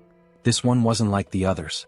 It stands a solid 20 feet tall, with black scales gleaming under the blood-red sky, and its piercing yellow eyes locked on him with deadly focus. This wyvern is 20 times larger than any he's ever encountered, a real monster brought to life. Amidst the chaos, we see Kim slipping into his subspace, bringing along an injured soldier. The system pings asking if Kim wants to allow the outsider in. Kim nods, weary but resolute, and both are let inside. Kim feels exhaustion pulling him down even further, and he knows he's just seconds from passing out. His mind races, he barely managed to sneak himself and the soldier in, and he realizes he'll have to be careful with these aftereffects. Storing something as massive as a whole base during such a critical moment might be risky next time. The black-scaled wyvern is still looming behind, its fierce gaze fixed directly on him, making Kim wonder why it's so intensely focused on him. Meanwhile, Pighead stands confidently before the wyvern, boasting about his new physical enhancement power, bragging he can shatter boulders with a single punch. Without hesitation, he swings at the wyvern, but to the enormous creature, it's nothing more than a mosquito's tickle. The wyvern doesn't even react. Suddenly, a bone-crunching sound fills the air. Kim, dreading what's happening, turns around slowly to see Pighead's fate, eyes widening in shock. With a single chomp, the wyvern swallows Pighead whole. Just like that, he's gone. Young-soo rushes over to Kim, checking if he's okay. Kim assures him, though he's clearly drained, his energy barely hanging on. He managed to bring the injured soldier along, who looks worse for wear. Kim and Young-soo gently lay the soldier on a bed, relieved to see he's mostly unharmed, with just a few scratches. But the man is severely malnourished. Kim recalls Pighead's rant about taking over the military base while struggling with food shortages, which must have left the soldier without proper nutrition for weeks. Young-soo then mentions something strange happening in Kim's subspace. An enormous structure has appeared, and not just any structure. It looks like an entire city. He leads Kim to a vantage point and Kim's jaw drops. He thought he'd stored just the military base, but somehow he transported the whole base city into his subspace. His mind races. He hadn't realized the extent of his power. He'd only commanded the system to store the base, but without specifying a building, it interpreted it as the entire city. Young-soo is equally stunned, staring in awe at this impossible sight. Kim realizes he needs to explore the military base thoroughly. Young-soo agrees to watch over the soldier and let Kim know when he wakes. Kim hops into his Mercedes and begins driving through the military base city, his mind buzzing with possibilities. Weapons, ammo, gas masks, military vehicles, even tanks. It's the ultimate jackpot for surviving the apocalypse, but there's a catch. Unlike the Logitech Center, where PAX handles everything and can send supplies directly, this sprawling city means he'll have to locate and retrieve each item himself. As he drives, Kim starts to grasp just how huge this place really is, realizing he has a massive job ahead of him to map out every corner. If he'd known it was this vast, he might have stored all the weaponry and supplies directly in his subspace. Now he's planning his next move. Once he identifies the locations, he'll send Young-soo to retrieve ammo and weapons, while he prepares to strike from his portal. Then a crucial thought hits him: supplies here aren't endless. Unlike the Logitech Center's infinite stock, resources from the base could run out. No more limitless bullets or grenades for reckless use. As he's lost in thought, Pax suddenly appears, casually correcting him.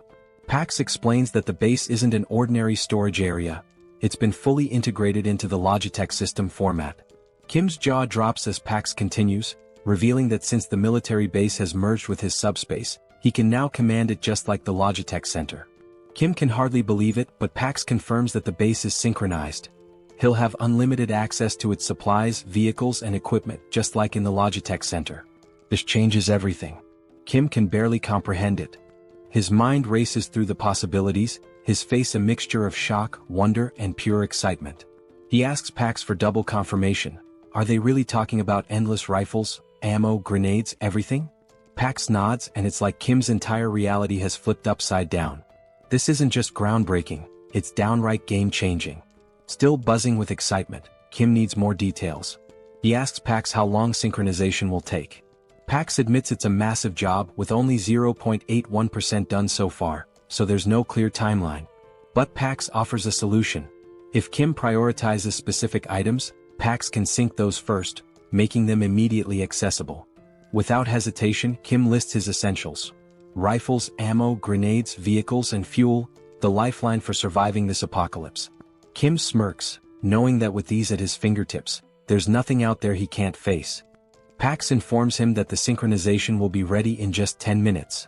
After that, he'll have unlimited access to all the weapons, vehicles, and supplies he needs to go full throttle. Feeling a surge of confidence, Kim asks Pax if there's a security system, something to ensure no one touches the base without his direct approval. Pax confirms with a simple, yes. Satisfied, Kim tells him to lock everything down immediately. Kim thinks about it for a moment, not that he doesn't trust Young-soo and his family, but he's unsure about this soldier they saved. Standing by his portal, he realizes he now holds power over food, vehicles, and weapons in his hands, hoping the outside isn't as chaotic as he suspects. But outside it's a nightmare. The wyverns are on a rampage, tearing through Pighead and his lackeys one by one. Kim understands that the chaos outside won't settle down anytime soon. Back inside, he and Young-soo prepare for battle. Young-soo dons his old boss uniform, looking every bit the part, and Kim grips his M416 rifle, locking and loading. In front of them is a massive crate filled with endless ammo. Young-soo, with a hint of nostalgia, remarks it's been years since he held a gun and never thought he'd be back in action. Kim reassures him. He's duplicated thousands of rounds, each box loaded with 10,000 bullets. Young-soo doesn't need to worry about running out or jams. Kim throws Young-soo a little challenge, asking if he still remembers how to shoot. Smirking, Young-soo picks up his own M416, telling Kim he's about to show him just how skilled he was back in the day. He takes aim, exhales, and fires. Every shot hits its mark, taking down wyverns one after another. Headshot after headshot, Young-soo drops over 50 wyverns in record time. After half an hour, his gun is red hot, smoke thick in the air. When the haze clears, the floor is littered with wyvern bodies. Adrenaline still pumping, Young-soo admits he hasn't enjoyed himself this much in years. He thinks they've cleared them all and are ready to move on. But Kim's face is tense. He has a nagging feeling. Kim warns Young-soo, saying not all the wyverns are dead. Young-soo looks around, confused. Every wyvern he can see is down. But Kim mentions a massive black-scaled wyvern he saw earlier, unique and ominous.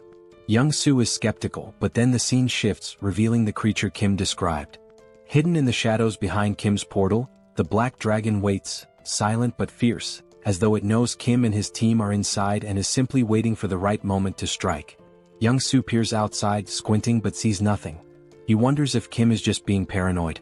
Then Kim shares an idea. What if these massive creatures are lying in wait, hidden and ready to pounce the second they step outside? From what he observed, that black wyvern seemed too smart for comfort.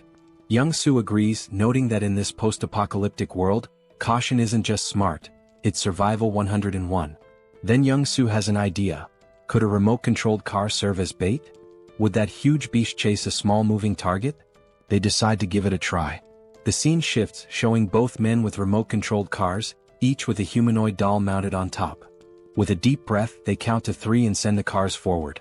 The dolls roll out of the portal, looking like humans stepping into the danger zone. In an instant, a massive wyvern swoops down, claws piercing the doll's torso and ripping it apart. Young-soo's jaw drops in disbelief. He can't believe the wyvern was actually lurking back there. His eyes widen in terror as he watches the beast tear the doll apart, its massive teeth glinting in the light, each one nearly the size of Young-soo himself. In the next instant, the wyvern turns, its glowing eyes fixed on the portal. Without hesitation, it lunges forward, trying to force its way inside. Kim's heart skips a beat. He shouts for Young-soo to start firing. Together, they unleash every round of ammo they have on the beast. For 15 solid minutes, they pour bullets into it, the room filling with thick smoke. They think maybe they've taken it down. But as the smoke clears, those glowing eyes remain fixed on them. The wyvern, undeterred, shoves its head closer, drool dripping as it tries to devour the portal itself. Young-soo and Kim stumble back, horrified. They can see every detail of the wyvern's mouth, its deadly teeth just inches away. Young-soo is stunned. How is this creature still standing after all this firepower? Kim recalls that Pighead mentioned a similar wyvern, a beast that shrugged off all the military's attacks, forcing them to retreat. Kim realizes it must be the same one. But this isn't just brute strength. Something seems to shield this creature from harm. It's as if its hide isn't only thick but somehow imbued with a protective ability. Kim doesn't have time to dwell on it. He grabs a couple of grenades, hurls them into the wyvern's mouth and smirks. Let's see if that hide's tougher than a grenade. The grenades explode with a deafening bang, filling the portal with even more smoke. Kim and Young-soo don't let up, throwing grenade after grenade, each explosion answered by the wyvern's enraged roars. An hour passes, their shoulders aching from the relentless attack. Young-soo groans, never imagining that throwing grenades could be so exhausting. Kim's shoulder feels like it's about to give out, but the wyvern remains calm as ever, with its fierce gaze locked on the portal. They're trapped. How are they supposed to escape with this beast guarding the exit? Suddenly, the wyvern slams its claws against the portal, but thanks to its unique properties, it can't break through. Kim is left feeling both frustrated and confused. They've thrown everything they have, yet the wyvern's scales remain untouched. Finally, with what seems like a snort of boredom, the wyvern turns away and flies off. Young-soo, bewildered, wonders why it left. Kim suspects it got tired of waiting for them to make a mistake. After hours of failed hunting, it probably decided to look for easier prey. At least for now they're safe. They wait an extra hour to be sure. When the wyvern doesn't return, Kim and Young-soo share a look. Exhausted but determined, they gather their supplies, ready to continue the journey. The scene shifts as Kim and Young-soo hit the road again. Young-soo, still visibly shaken, can't help but mumble about the horror of facing such a monstrous wyvern. Kim shares his concern. Those dozens of grenade explosions barely left a mark. If a creature that size can withstand grenades, what kind of weapon would it take to bring it down? Kim realizes that regular explosives just aren't enough. Bombs are designed for taking out smaller targets like humans, not dragons. Sure, he could grab a rocket launcher or missile from his subspace, but that kind of firepower would destroy everything around them, risking innocent lives. He can't take that path, it would strip away his humanity. Frustrated, he realizes he needs a weapon as powerful as a bomb but without the massive destruction. The more he thinks, the more his head aches.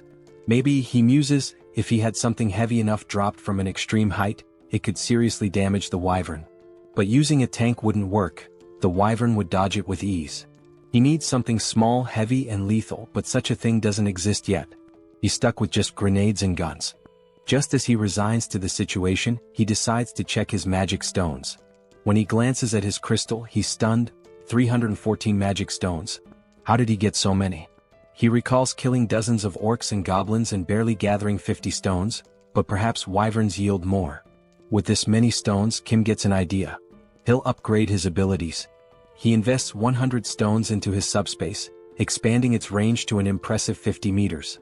Now he can transport 4 items per second, making this skill incredibly powerful.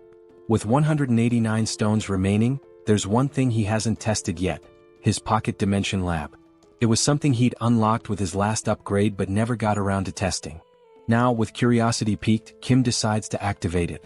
He channels 50 magic stones into it and suddenly, his pocket dimension lab comes to life.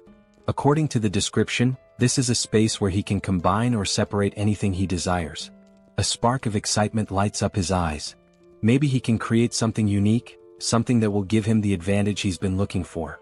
Kim turns to Young-soo, telling him he has something important to investigate and that he should hang out in the subspace for a while. Young-soo pauses, then grins, saying they're almost in Gangnam. He points out that there's no sign of any monsters, so he'd rather keep driving while Kim checks out the subspace.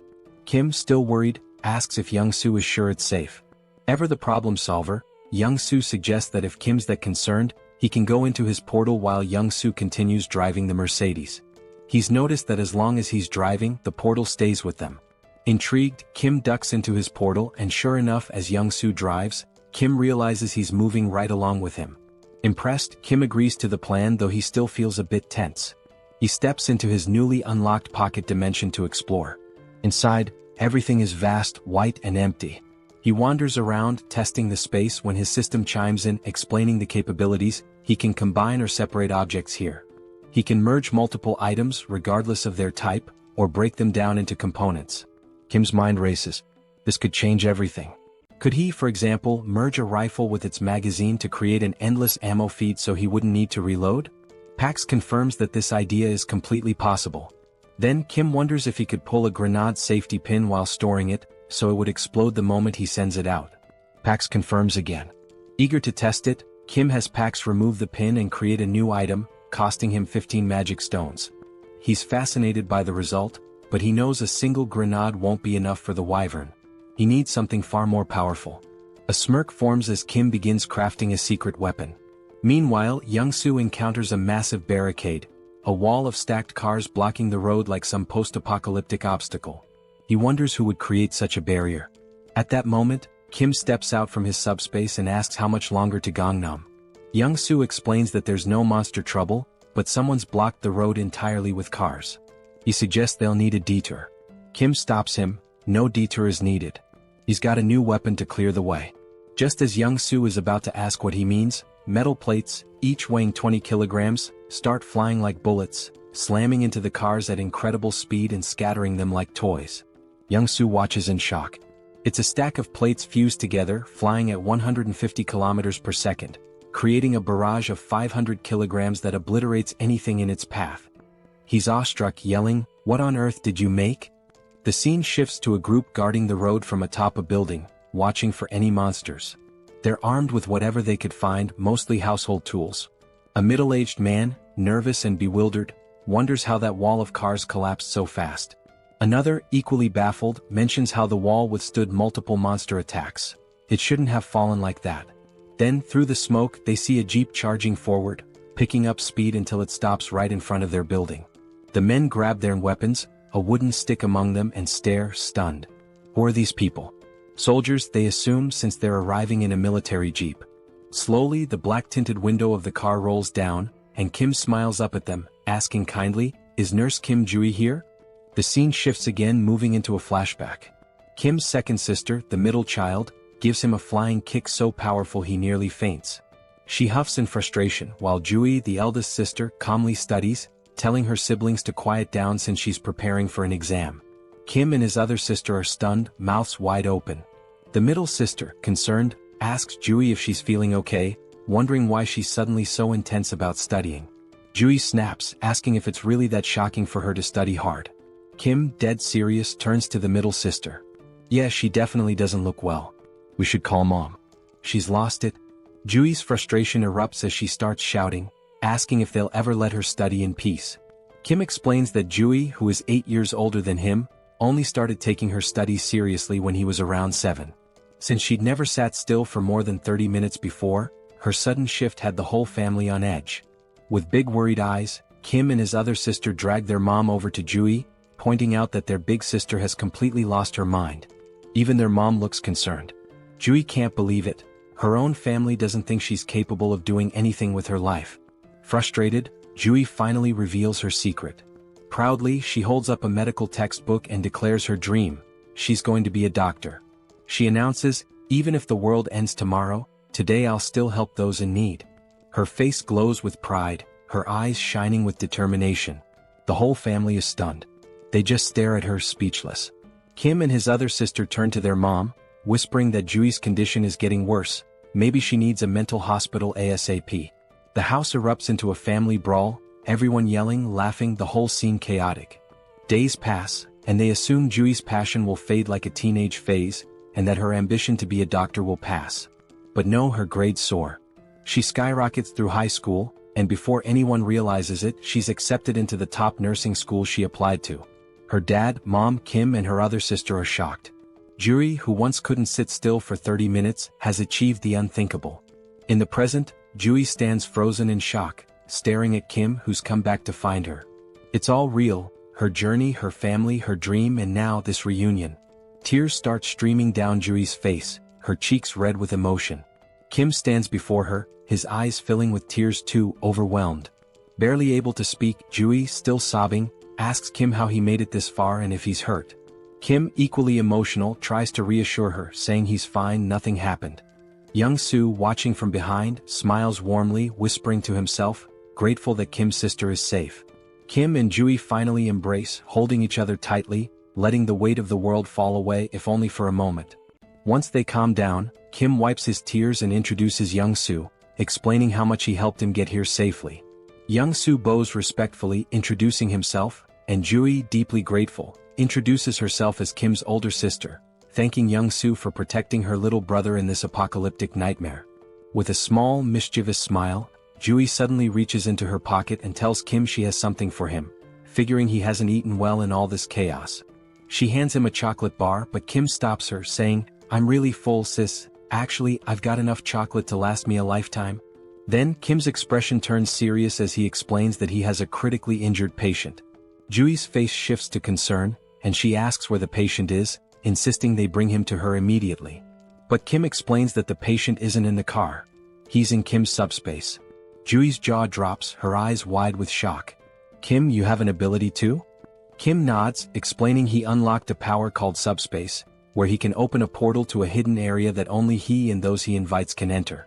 He laughs a bit nervously, noting that it might scare people if they saw it, so he suggests they find somewhere private. Jui agrees, noting the people around, and they decide to head inside the hospital for privacy. Slowly, Kim, Young-soo, and Jui enter the hospital, and the sight is heartbreaking. People clutching nothing but wooden sticks for protection, hollow-eyed and starving, sprawled across the floor like lifeless bodies. They finally reach Jui's private room. Young-soo closes the door behind them, leaving only the three of them.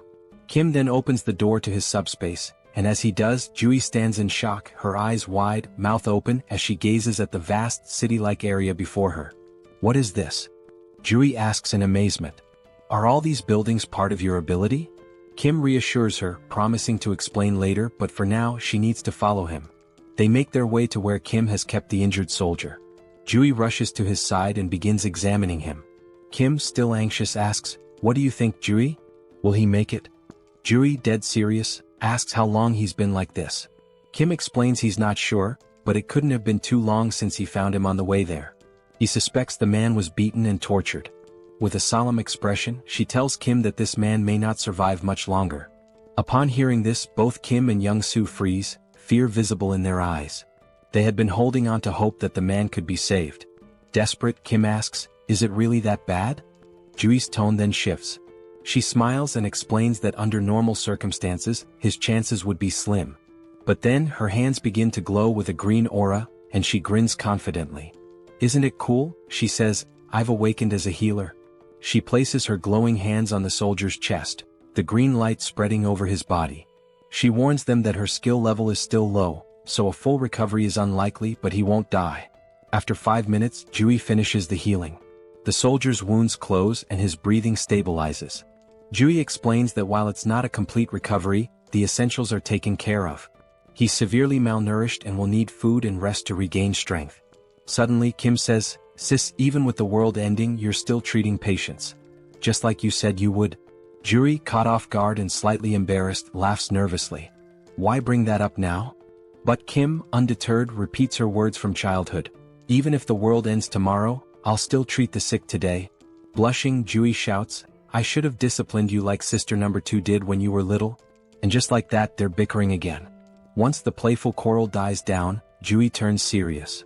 "Now, explain everything. What's been going on?" Kim takes his time and goes into detail, telling the entire story, how he got trapped in the storehouse, how he sent messages to Jui and sister number 2, and how the network system went down. He recounts unlocking his subspace ability, accidentally storing the Logitech Center, and merging with Pax AI. He talks about meeting Young-soo and their journey here. While Kim is telling the story, Jui is devouring a meal as if she hasn't eaten in days. Kim sighs, annoyed, and asks, "Are you even listening, Jui?" With her mouth full, Jui nods and says, "Of course I'm listening." Kim challenges her, "Alright, what did I just say?" Juri, clearly distracted, fumbles and gives a brief summary missing most of the important details. Kim groans but lets it slide, chuckling a little. It turns out the delicious meal was prepared by Young-soo's wife, who introduces herself to Juri. Juri smiles warmly and says, "Nice to meet you, I already love you." They all laugh together. Young-soo's wife offers more food, saying, "If you're still hungry, there's plenty more in the fridge. Just ask." She also tells Kim that she's prepared a bed for him in the first-floor staff room with supplies, suggesting he rest there. Kim tries to thank her, insisting she didn't need to go through so much trouble, but she smiles and replies, "With everything you've done for us, it's the least I could do." Juri, still curious, turns to Kim and asks, "How did Young-soo and his wife get into your subspace?" Kim, exasperated, groans, "I literally just told you this whole story, Juri." But Juri shrugs, so Kim sighs and begins the story again. Afterward, Kim starts explaining his future plans. He sums it up, saying he's going to bring his entire family into his subspace. The first goal has already been accomplished. His older sister, Jui, is safely inside. Next, he'll go find sister number 2, who is in Area 0. Jui's expression changes at this. In a serious tone, she apologizes to Kim, saying she can't come with him because she needs to stay here. Kim's face falls, shocked. "Why do you have to stay in such a dangerous place all alone?" he asks, concerned. Jui sighs, agreeing that it's dangerous, but explains it's not just that. There are other patients, and while other nurses can help, she stops mid-sentence as the scene shifts. In another building, a shadowy figure watches through a window at Kim and Jui's building. He notes that 2 people arrived in a military jeep, and his guards reported a loud crash from the car wall outside. The wall was broken by a jeep, he wonders. Puzzled, he speculates that they might be special forces, but an unknown voice interrupts, suggesting that one of them is Jui's younger brother. The man's face is revealed, ugly and intimidating. His companion, sounding hopeful, remarks that if one of them is Jui's brother, they might not be hostile, just in need of food and shelter. With control over the food supply, they could leverage Kim if necessary. But the ugly man's expression turns serious as he smirks and says, "Do you really think those 2 are stronger than you?" Just then, a towering 7-foot muscular figure steps forward from the shadows. His body is covered in veins and has a lifeless, vacant look, almost like a living corpse. The muscular man reassures his boss that it's unlikely anyone is stronger than him. The boss instructs him to greet Jui and her brother warmly, feigning kindness, while also making sure to fix the broken car wall. The muscular man nods, explaining that he has doubled the wall's height, ensuring it will be impossible to break through again. The scene shifts back to Kim and Jui, where Jui starts telling Kim about the department head, Jean. She reveals that Jean has an awakened ability, allowing him to control minds and poison people. Kim's expression turns serious as he listens intently. Jui continues, saying that Jean has somehow gained control over most of the awakened people in the area, and they are now guarding the food and monostone supplies. Because of this, the people in Jui's building are starving. She confesses that she's been secretly stealing monostones, trying to strengthen her own ability to potentially cure those who are poisoned or mind-controlled. She explains that she plans to stay behind to help these people while Kim goes to rescue their parents. But Kim firmly says no. Juri, frustrated, begins to explain that the people here have no food or water and will starve if something isn't done. Kim interrupts her with an annoyed tone, asking, "Did you even listen to my entire story?" Juri looks puzzled as Kim, arms crossed and eyes closed, coolly points out, "The main weapon Jean has is control over food, right?" Juri nods. With a sly grin, Kim says, "Then solving this problem is a piece of cake for me." He tells Jui to watch his incredible ability in action. Jui winces, muttering that it seems like Kim's middle school phase is back, but before she can finish her sentence, her jaw drops. From Kim's subspace, stacks of meat, vegetables, water and other food supplies come pouring down from above, filling the room to the brim, leaving Jui and the others in stunned silence. At this point, Kim has just uncovered the ultimate infinite food glitch. Jean Sung-hak received an urgent report about Jian's younger brother bringing in a supply of food, but he remained unimpressed. The messenger emphasized that the quantity was remarkably large, but the man stayed indifferent. With just 2 individuals in a single military vehicle, he doubted their capacity to transport such an amount. Sooner or later, people would steal their food, and once it was gone, they'd come back begging for rations like everyone else. Jean Sung-hak thought they should have hidden their provisions and used them sparingly instead of being overly generous. Yet, this generosity might eventually play to the villain's advantage, making things easier than anticipated. The messenger added that the newcomers had brought in more supplies than the entire hospital had managed to gather so far. This revelation sent a chill down Jin Sung-hak's spine. No matter how one looked at it, it was physically impossible for two people to collect such a large quantity of food for everyone. The hospital's current stash had been gathered by their scouting team, enough to fill an entire truck. Jin Sung-hak speculated that the newcomers possessed some sort of ability to duplicate items or manipulate object sizes. Whatever the case, they clearly relied on an ability to secure those provisions, and the hospital needed to recruit them. Jin Sung-hak prepared his signature drug and tasked his strongest subordinate, Song Hyun-gu, with the job of getting Ju-hyun's younger brother addicted to it. If the plan failed, they could simply kill the boy. There was also the driver to consider. Late at night, Jung-hyun distributed food among the hospital's residents, all while searching for someone in the crowd. He believed that finding this person would simplify matters significantly.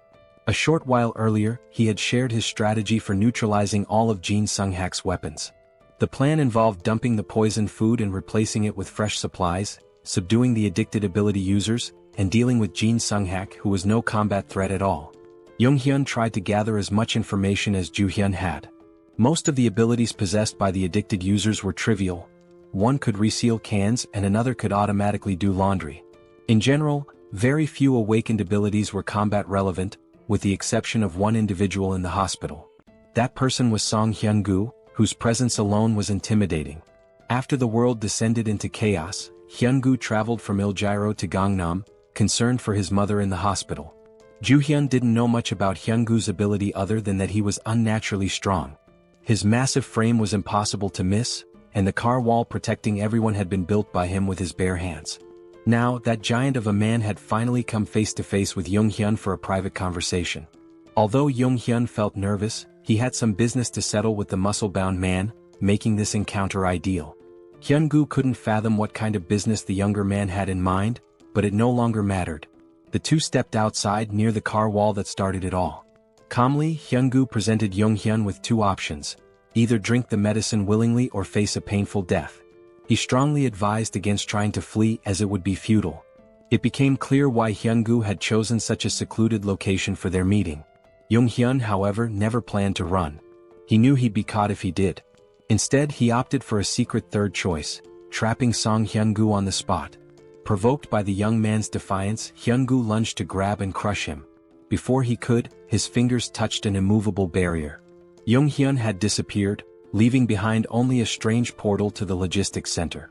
At first, Hyun-gu couldn't make sense of what he was seeing. By the time he noticed the drone hovering before him, it was already too late. A professional-grade high-speed bowling ball struck him in the stomach, winding him. Jung-hyun wondered if a 90 km/h bowling ball was excessive but decided mercy wasn't an option. He followed up with another strike, this time targeting Hyun-gu's right leg. The attack left Hyun-gu groaning in pain, unable to move effectively. When the muscleman demanded to know what ability Jung-hyun was using, the young man responded by launching a barbell plate stack to the ground. Immobilized, Hyun-gu was warned to stay put. The plates, though slowed, were still heavy enough to shatter bones or end lives. Refusing to stay idle, Hyun-gu charged at one of the stacks and managed to grasp it firmly, surprising Jung-hyun. The brute began lifting the stack, disrupting Jung-hyun's plan. But while Hyun-gu focused on lifting the stack, he unknowingly triggered the metal trap. Jung-hyun apologized for the cramped conditions of the makeshift prison and promised to release Hyun-gu once the situation was resolved. For now, all Hyun-gu could do was endure the heaviest cell ever devised. Jung-hyun was extremely anxious, worried he might have seriously harmed the big guy. Thankfully, the man was incredibly resilient. Back inside, Nurse Ju-hyun hurriedly let her brother in. She had heard a loud noise outside and feared her little brother had encountered the muscle-bound man. Jung-hyun casually confirmed her suspicions as if it were nothing. He gestured outside, allowing his sister to see where he had left the biggest threat. Ju-hyun peeked out and was shocked by the bizarre metal structure she saw. Jung-hyun calmly explained that Song Hyun-gu was now his temporary prisoner. With the most dangerous obstacle neutralized, they only needed to wait for Yang-soo to arrive. Right on cue, the East's best driver made his appearance. However, as Yang-soo came into view, the siblings froze. Yang-soo was limping, holding his head in pain, drenched in sweat, and complaining of an intense pounding headache. The symptoms were eerily similar to those of poisoning. It seemed the enemy had gotten to him somehow. Yang-soo's last memory was handing out food to survivors and receiving some words of gratitude. Ju-hyun noticed a tiny puncture wound on his finger, a likely delivery method for the poison. The culprit must have pricked him while pretending to thank him. For now, Yang-soo needed rest and confinement in the subspace. He would have to be isolated for a while. Jung-hyun hadn't anticipated this turn of events. He felt responsible for failing to protect his friend. Without knowing how the poison worked, the situation could become even more complicated. Finding Jin Sung-hak quickly was now their top priority to secure a cure. They prepared the break room in Sector 1 as a confinement space, blocking all windows and doors just in case. However, before Yang-soo could step into the portal, the system detected and blocked an unidentified energy from entering. Since subspace was an independent domain, external energy connections were impossible. Yang-soo, confused, looked to Jung-hyun for answers. Miraculously, the pounding headache disappeared as soon as he placed a finger into the portal. To test this further, they decided to try the method on the most prominent poison victim, Song Hyun-gu. Jung-hyun opened a portal beneath the muscle man's feet, pulling him into the subspace against his will. Once inside, the poison in Hyun-gu's system was neutralized. Afterward, Jung-hyun removed his access, returning him to the real world. When Hyun-gu reappeared, his complexion was healthier, and his expression showed clarity as if he had awoken from a deep slumber. The poison had been completely eradicated. Jung-hyun realized that his subspace wasn't just impervious to physical attacks but also to mental and chemical ones. The first thing Hyun-gu did after recovering was visit his sick mother. He hugged her and apologized for neglecting her for so long. Encouraging her to rest more, he assured her he would return soon after settling some important matters. Jung-hyun asked if he'd be okay on his own, and Hyun-gu confidently replied that he would. With his abilities, ordinary attacks posed no threat to him. Still, the vivid memories of his actions under Jin Sung-hak's influence filled him with shame and regret. He resolved to settle things with the mastermind before moving forward with his life. Hyun-gu promised to deal with real cancer in the hospital swiftly. Meanwhile, Jin Sung-hak received notice of losing contact with one of his underlings. He was startled. He suspected the worst, and his fears were confirmed when the last person he wanted to see entered his office. Song Hyun-gu, muscles bulging, held himself back from immediately tearing Jin Sung-hak apart. Although Jin Sung-hak didn't understand how their connection was severed, he smiled smugly and begged for mercy. Hyun-gu responded by slamming his arm into the villain's head, silencing him for good. While Hyun-gu went to finish business upstairs, Jung-hyun and his team discussed how to cleanse the remaining survivors of their poison addiction. Since they couldn't identify everyone who was affected, the safest approach was to let everyone pass through the portal. Even those struggling to move could simply touch it with a finger to be cured. Though it would be exhausting, it was the only foolproof solution. However, as they prepared for a long night, something unexpected happened. Survivors all over the hospital suddenly began acting as if a weight had been lifted off their shoulders. One by one, those afflicted were inexplicably cured. They realized they had been out of their minds and regained their senses.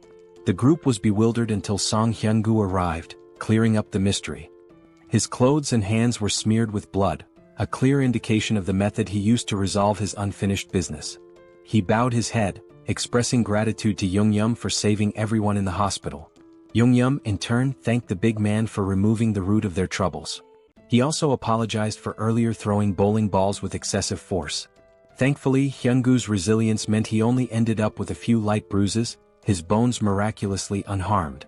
Since the apocalypse began, Hyun-gu had encountered many monsters and strange occurrences, but seeing those plates descend from the sky to trap him was truly surreal. Even monsters paled in comparison to the sheer power of Jung-yum's abilities. When Hyun-gu asked if he planned to stay at the hospital, Jung-yum seemed surprised. The big man admitted it might be selfish to ask for more after all Jung-yum had done, but the hospital would undoubtedly be safer with him around. Jung-yum explained he was still on a mission to find the rest of his family and would have to leave soon. Understanding this, Hyun-gu didn't push further and wished him success in reuniting with his loved ones. This brought up the topic of family, and since Hyun-gu came from Iljiro, it was a good chance to ask about the situation in the city. Hyun-gu was startled to hear that the group planned to head there, warning that it was now impossible to reach. Several hours later, as dawn broke over the hospital, the survivors awoke to a brighter future. Not only had Jung-yum ensured they had enough food to last for a long time, but he had also supplied them with essential items like clothing and tools. Former enemies parted ways as allies, with Hyungu shaking Yoongyum's hand and promising to repay his kindness someday. With that, the group departed the hospital, heading toward Iljiro. Mr. Yong-soo, now fully recovered, drove with his usual expertise. He brought up the wall around Iljiro that Hyungu had mentioned, theorizing it might be a product of someone's ability. If so, Yoongyum hoped to establish communication with whoever created it. Otherwise, breaking through might be their only option. The previous night, Hyungu had explained what he saw while leaving Iljiro. He described the wall growing out of the ground like a tooth emerging, eventually reaching the height of a typical skyscraper. This meant ground travel was nearly impossible. Hyungu also mentioned something peculiar about the monsters in Iljiro. Unlike those in Gangnam, the city was infested with undead creatures, skeletons that reanimated even after being destroyed. Walking corpses were a common sight there. Despite Iljiro's challenges, Yoongyum wasn't worried about his sister, Seol, who was trapped inside. He believed she could handle herself, even without awakening any special powers. While inside his subspace, Yoongyum received a call from Ju-yeon, who had finally agreed to join them after the hospital was freed of poison. When he lazily asked why she was calling, Big Sis immediately scolded him to adjust his tone. She informed him that the soldier they had rescued had regained consciousness. Yoongyum quickly entered the subspace, where the soldier sincerely thanked him for saving his life. The soldier introduced himself as Colonel Han Hyung-ho of the 50th Intelligence Communications Battalion. Thanks to Ju-yeon's careful treatment, he had made a full recovery. Looking around, the colonel seemed confused. He could see the military command center outside but found the rest of the surroundings unfamiliar. There shouldn't have been any buildings in that area, let alone a logistics center. Yoongyum explained they were currently inside the staff lounge of the PAX FC Logistics Center within his subspace. Outside, they were in Gangnam, heading toward Hanam Bridge. The colonel struggled to process this information until Ju-yeon simplified it. They were inside the kid's ability, situated in Gangnam. Upon learning this, the colonel humbly requested to be dropped off on the road. Yoongyum assured him they meant no harm and only wished to help. The colonel acknowledged this as the group had saved him from near death, but he couldn't share the details of his mission, which was to reach the Joint Chiefs of Staff as soon as possible. Recognizing the national importance of the mission, Yoongyum called PAX for assistance. Instead of simply letting the colonel go, he handed him banana milk and a sandwich, insisting he eat before explaining more about his mission. Despite his hunger, the colonel resisted at first. But when Yoongyum presented a feast of pizza, waffles, chicken, and other delicacies, the colonel couldn't hold back. As he ate, he began to reveal classified information. It all started when creatures from the other world appeared simultaneously across the globe. These entities included more than just monsters. There were insects, animals, plants, and even geographical features like mountains suddenly emerging. They attacked indiscriminately, targeting humans, animals, and even each other. They showed no mercy to anyone or anything. With the appearance of these monsters, the government began enlisting individuals known as the Awakened to form a specialized unit. These recruits, wielding their extraordinary abilities, were highly effective against the creatures.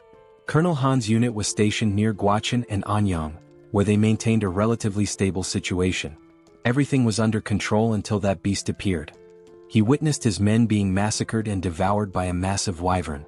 Their weapons, guns, grenades, and even heavy artillery were completely useless against the creature. They repeatedly called for reinforcements from nearby military units, but everyone else was overwhelmed by their own battles against other formidable monsters. Strangely, they were able to communicate with Gwacheon and Anyang during the battles, yet no reports or updates ever came from command. Ultimately, Colonel Han made the tough decision to retreat to avoid complete annihilation by the wyverns. Their destination became the National Communication Command. As the monsters relentlessly hunted the remaining members of his unit, more comrades fell. When they reached a city, they attempted to recruit additional awakened individuals to strengthen their numbers. After many days of exhausting travel, they finally arrived at the base camp, only to find it deserted as expected. The reason for the abandonment became evident soon after. While searching the command center, they discovered suspicious documents containing references to a coup. It appeared a rebellion was unfolding. Colonel Han made every effort to reach the Joint Chiefs of Staff, but the relentless wyvern trapped them at the base. To make matters worse, the awakened recruits turned against them, killing the remaining soldiers and taking over. These rogue awakened individuals were the same ones eventually devoured by the wyverns. Colonel Han suspected the First Corps was deliberately sabotaging government attempts to regroup, with their commander likely siding with the rebellion. In the midst of the apocalypse, even a coup felt oddly unsurprising. Since Yoongyum's group was heading toward Yeoljiro, he assured the colonel they'd drop him off when they crossed the Han River Bridge. The colonel expressed his gratitude while continuing to savor the gourmet meal in front of him. Yoongyum instructed Yongsu to increase their speed slightly, though not to maximum, given the time-sensitive situation. As the colonel pondered, he realized the young man had likely encountered the wyvern at the military base as well. He was just beginning to wonder how Yoongyum managed to evade such a persistent monster when his eyes widened in shock. A terrifying ogre was furiously pounding on the portal's barrier, desperate to break through. Yet Yoongyum and Yongsu appeared completely unbothered. While the colonel was paralyzed with fear, the rest of the group acted as though it were just another mundane day. Suddenly, a stack of heavy barbell plates shot out of the portal, striking the ogre and sending it flying like a lifeless ragdoll. The colonel watched in disbelief as the barbell stacks splattered the ogre's blood across the streets. Meanwhile, Yoongyum and Yongsu remained utterly unfazed, accustomed to such scenes. The colonel, however, had stopped mid-bite, unable to process what he was witnessing. When Yoongyum summoned a military vehicle from thin air, the colonel nearly choked in shock. The duo exited the subspace, leaving the colonel with instructions to eat and rest. Yoongyum left the portal open so the colonel could monitor the situation on the road if he wished. Launching pillars of discs at incredible speeds and conjuring vehicles out of nowhere clearly highlighted the overwhelming power of Yoongyum's ability. What once were fearsome ogres now became trivial enemies, easily defeated in a single attack. Yoongyum's method was simple: hurl stacks of discs at the monsters, crushing them instantly. Colonel Han was so captivated by the ogre massacre that he leaned closer to observe. He saw magic stones from the slain ogres being effortlessly absorbed into the subspace. At first he doubted his eyes, but it was all happening before him. The portals were indeed propelling heavy objects at breakneck speeds, obliterating enemies at a rate of 4 per second. The trajectory of the discs could even shift mid-air, while magic stone collection had been streamlined through an automated system. Anyone could see that Yoongyum's subspace ability was nothing short of broken when used this efficiently. Eventually the group reached Banpo Bridge, only to find it completely destroyed by some unknown force. Yoongyum apologized to the colonel, explaining their travel time would increase slightly as they sought an alternative route. The colonel, however, remained grateful for their assistance and decided to rest in the subspace while they searched for a new path. Even with the detour and the constant monster attacks, it was remarkable that they had reached Banpo Bridge from Gangnam in just an hour. Although Yoongyum's ability played a significant role, most of the credit belonged to Yongsu, who was in the driver's seat. Jongsu might seem like a bit of a clown at times, but his driving skills were absolutely top-notch. Even from the passenger's seat, watching him navigate the roads was enough to make one's head spin. When the colonel experienced it for the first time, he was so startled that he almost threw up in the back seat. It didn't take him long to figure out that staying inside the comfort of the subspace was the only way to avoid serious motion sickness. The colonel's evaluation of Jongyum and Jongsu was nothing short of stellar. Both young men were incredibly skilled and resourceful. After more driving and monster slaying, the group reached another bridge. It looked worn and unstable, but at least it was still intact. Jongsu believed he could drive across the entire length, but Jongyum hesitated. He had noticed some suspicious figures in the distance and grew cautious. Upon closer observation, he saw what appeared to be a massive wall, likely the rumored barrier of Yeoljiro they'd heard about. With its immense size, there was no chance of getting through it by car. However, since they were still too far to confirm whether or not they could breach it, the best course of action was to get closer and assess. Crossing the bridge would also take them through Yongsan, allowing them to drop off Colonel Han along the way. After a few minutes of uneventful driving, they reached the colonel's stop. He expressed his gratitude for being safely escorted, even though it wasn't their responsibility. Jongyum wished him luck with his urgent mission and they parted ways. Meanwhile, Jongyum's focus returned to finding a way into Yeoljiro, where his little sister might be. The fortress wall, upon closer inspection, was even higher and sturdier than expected. He considered whether leveling up enough to absorb the entire wall into the subspace might be a viable solution if all else failed. Unfortunately, his current level was far from sufficient for such a feat.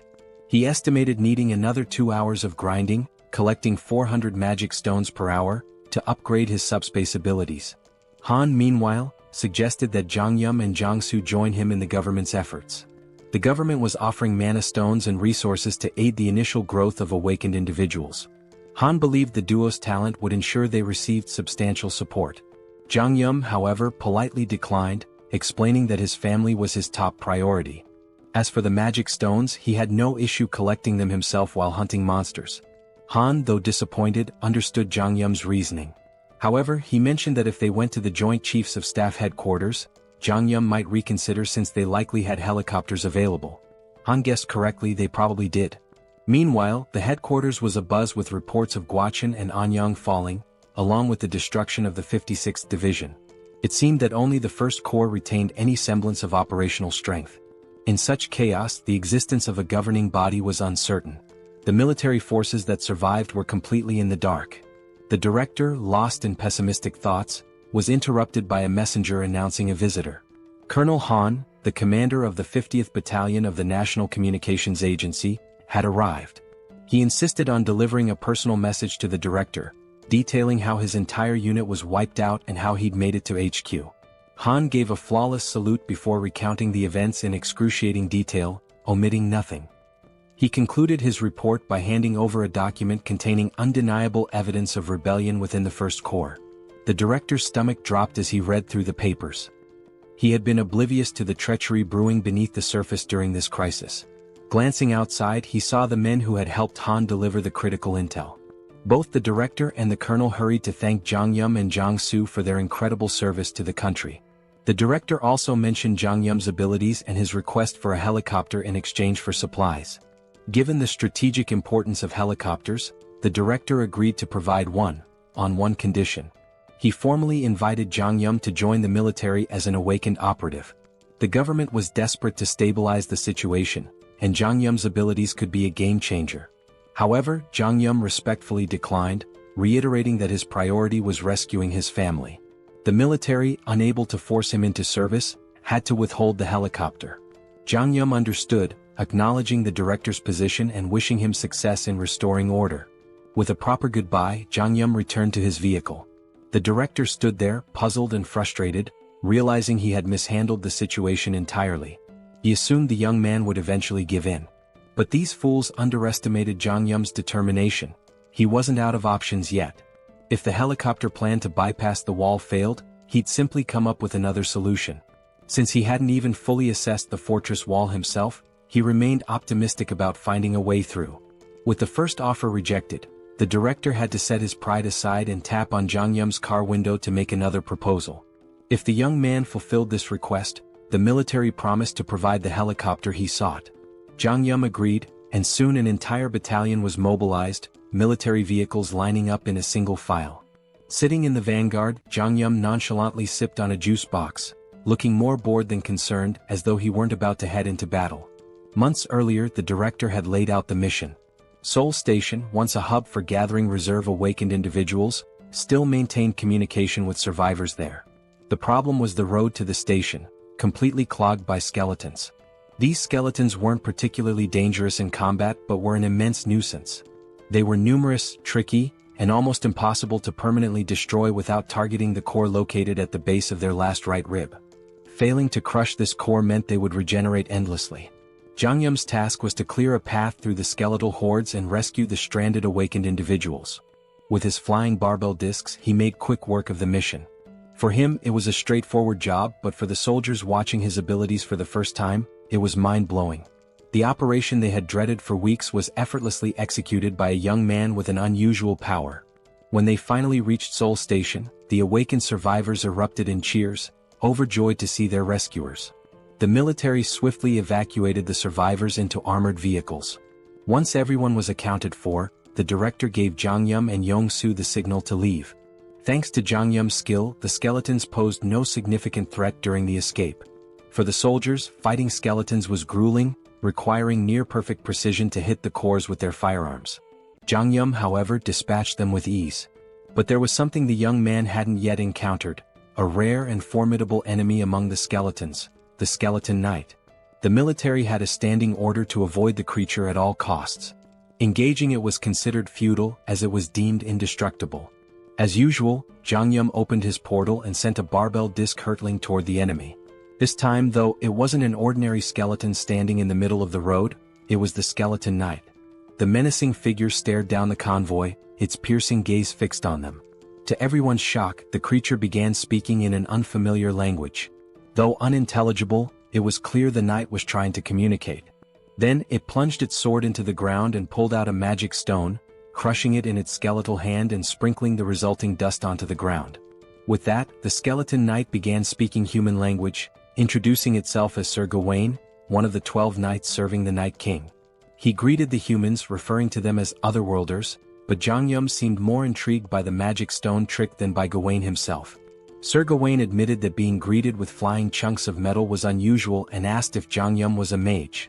He also questioned the humans' presence in skeleton territory, noting the importance of maintaining proper etiquette in negotiations, even in this chaotic world. In response, Jangyum flung another barbell disc, which Gawain effortlessly slashed in two at blinding speed. The skeleton knight warned that such attacks were futile, as they couldn't even scratch his armor. But Jangyum wasn't listening. He sent another barrage of discs, prompting Gawain to roll and dodge with precision, stabbing his sword into the ground for leverage and launching a counterattack. Frustrated, the skeleton knight muttered about the human's preference for violence over diplomacy. Unfazed, Jangyum launched 4 more barbell stacks at the indignant knight, showcasing his resolve to handle the encounter his own way. Gawain masterfully deflected the first attack with his shield, gracefully dodged the next, and slashed the remaining discs out of the air, halting their momentum entirely. This chain of precise maneuvers brought the skeleton knight alarmingly close to the convoy. Yong-su, seeing the terrifying figure charging at full speed, began to panic. Meanwhile, Jangyum was more intrigued than scared, marveling at how easily the knight could slice through 500 kilograms of steel as if it were butter. However, he noticed that Gawain was cautious, clearly trying to avoid taking any direct hits. If I can land a solid blow, Jangyum thought, we might have a chance. Determined, he gritted his teeth and spent 50 magic stones to unlock tracking delivery for greater precision. As a test, he launched a single stack directly at the skeleton knight's chest. The massive steel disc shot out of the portal like a cannonball, aimed with pinpoint accuracy. Gawain scoffed, mocking Jangyum for using the same trick repeatedly and calling him a fool by a mage's standards. Confidently bragging that he could dodge any projectile thrown at him, Gawain was blindsided when the disc suddenly adjusted its trajectory midair. Instead of the usual straightforward attack, this one veered sharply, homing in on Gawain's chest just as Jangyum intended. Though the attack struck, the skeleton knight managed to absorb most of the impact with his armor, batting the disc away after the initial hit. "You're getting ahead of yourself, boy," Gawain growled. "I was merely caught off guard. It won't happen again." But before he could finish his sentence, a bowling ball came hurtling out of nowhere, slamming into his head and knocking him to the ground. Gawain recovered quickly, lifting his head with newfound wariness. Yet, before he could react, another bowling ball struck him square in the skull, eliciting the first hint of fear the skeleton knight had felt in ages. The fear froze him momentarily, giving Jangyum another opening to unleash a relentless barrage. Inside the car, Jangyum chanted commands like a gamer inputting cheat codes. Left head, back head, crown, front head, right head, left head. Each command sent a bowling ball flying in a pre-aimed direction, creating an automated assault. Though his jaw ached from issuing rapid orders, Jangyum didn't let up. The skeleton knight, struggling under the ceaseless rain of projectiles, found himself cracking, literally. Jangyum noticed fractures spreading across Gawain's skeletal frame and decided it was time to act decisively. He suggested the military convoy retreat while the enemy remained disoriented. But before they could leave, Gawain's curses turned to pleas. Fragments of his bones scattered in all directions as the relentless impacts took their toll. Seizing the opportunity, Jangyum ordered simultaneous disc attacks from all sides, left, right, front, and back. The coordinated strikes shattered the skeleton knight's form, marking the end of the formidable foe. Even in defeat, Gawain maintained his dignity, commending Jangyum as a remarkable mage. He issued a grave warning: "This is not the end. Skeleton knights do not die. Even in death we serve the Night King." As his body disintegrated, 3 magical shards fell, a pair of large blue mana stones and a small red reinforcement shard. Jangyum swiftly secured the loot through his portal. The soldiers trailing behind were dumbfounded. They had just witnessed a young man defeat a skeleton knight, a creature impervious to tank shells, with nothing but flying discs and bowling balls. At the rear, the survivors erupted into cheers, chanting Jangyum's name in celebration. The unkillable knight had been slain, and their victory deserved to be celebrated. Back at HQ, the director listened to the report with astonishment. He had explicitly instructed Jang Yum to avoid engaging the Skeleton Knight at all costs. Yet, the young man had not only ignored the order but triumphed spectacularly. Despite his initial disapproval, the director realized the importance of having Jang Yum and Yong-soo on their side. Swallowing his pride, he practically begged the duo to join the military's efforts. But Jang Yum, unwavering in his resolve, politely declined. His quest to reunite with his family remained his top priority, leaving the military forces to wonder how to move forward without him. Thankfully, the director was a pragmatic man and chose to step back. Still, the offer remained open. He hoped that once Jang Yum completed his mission to reunite with his family, the young man would reconsider the military's proposal. At present, the armed forces already regarded Jang Yum as an irreplaceable ally to the nation. For now, the director's priority was to honor his promise and provide Jang Yum with the helicopter he'd earned as a reward. Jang Yum wasn't exactly thrilled with the weight of expectations being placed on his shoulders. It was just another layer of pressure. Still, he could understand their perspective. After all, he had just taken down an unkillable skeleton knight that had been a nightmare to deal with. Truth be told, his victory was far from flawless. He barely scraped through. If there had been even one more adversary as skilled as Gawain, their mission would have been doomed. The harsh reality was that this rescue could have ended in disaster. What's more, there were at least 11 other skeleton knights like Gawain out there. After all, he'd called himself one of the 12 knights. And then there was Gawain's ominous warning. Skeleton knights don't truly die, even in death. Jang Yum couldn't ignore the implications. If the skeleton knights were that strong, their master, the Night King, had to be even more terrifying. It was time to rethink his arsenal. The pillar stacks, while powerful, had barely left a dent. On the other hand, the bowling balls, for reasons that defied logic, had managed to crack Gawain's near-impenetrable armor. But then again, logic had ceased to exist in this world long ago. As they ascended to the helipad, the director asked if Jang Yum was really planning to head to Yeoljiro. From the HQ, everyone could see the high walls encircling the area. The military had already dispatched a unit to investigate the nature of these mysterious walls, but contact with the team was lost. Since then, aerial reconnaissance missions had been conducted whenever feasible. These expeditions confirmed that people were still active inside the walls. The director believed his troops, and perhaps Jang Yum's family, were safe within. Jang Yum appreciated the director's optimism, though he felt a twinge of guilt. He had almost forgotten that his sister might be in danger. To be honest, he wasn't worried about her at all. That girl was more of a monster than anything he'd encountered since the apocalypse began. The director shared another peculiar observation. The top of the wall appeared to be growing and curving inward, as though it were forming a roof. While they couldn't estimate how long it would take for the structure to fully enclose, the director was relieved they could provide Jang Yum with a helicopter before it did. At last, after a long climb to the rooftop, they arrived at the helipad. Jang Yum's gaze landed on a battered, worn-out helicopter that looked like it had been plucked from a battlefield. Did I really go through all that trouble for this? He thought. Trying to convince himself it would suffice, he reasoned that as long as it could fly over the wall, it didn't matter how it looked. But the director quickly redirected his attention to the other side of the rooftop. There, parked at the far end, was a pristine cutting-edge helicopter, gleaming brilliantly under the fading sunlight. Jang Yum and Yong-soo were momentarily stunned into silence. Meanwhile, the director allowed himself a smug smile, finally able to prove his usefulness.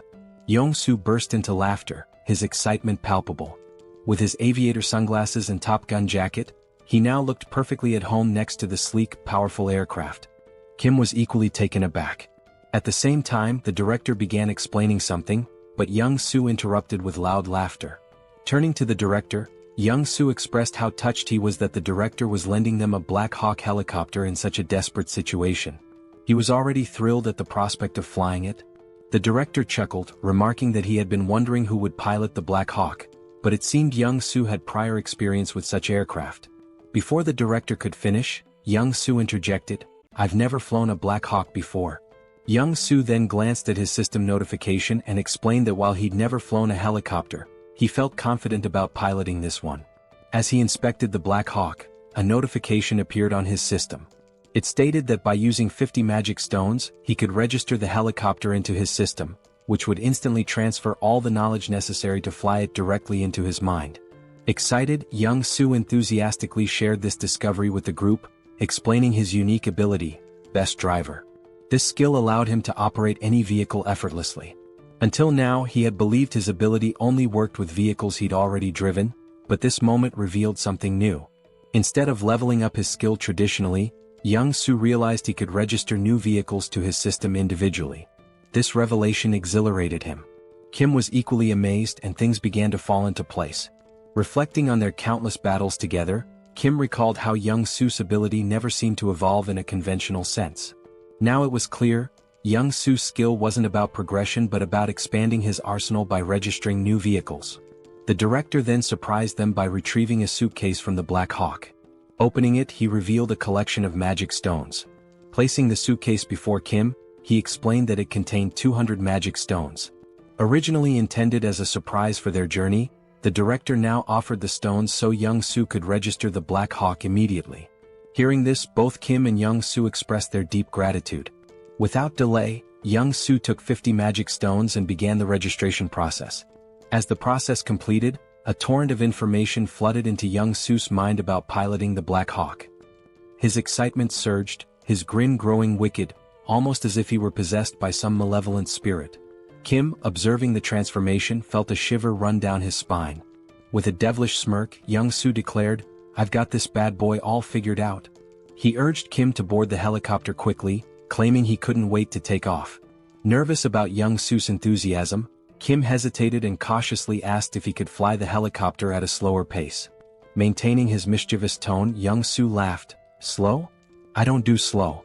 Moments later, young Su leapt into the pilot's seat, his excitement palpable.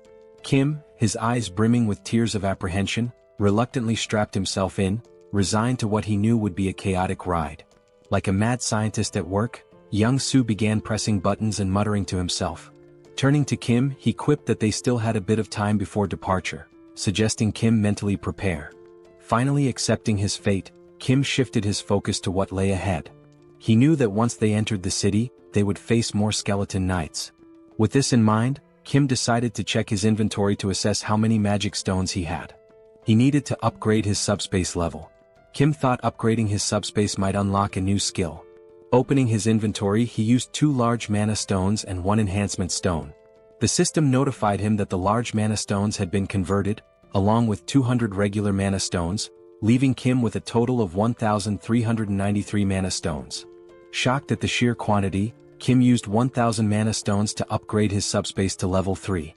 The system informed him the upgrade would take a few minutes. While waiting, Kim inspected the enhancement stone.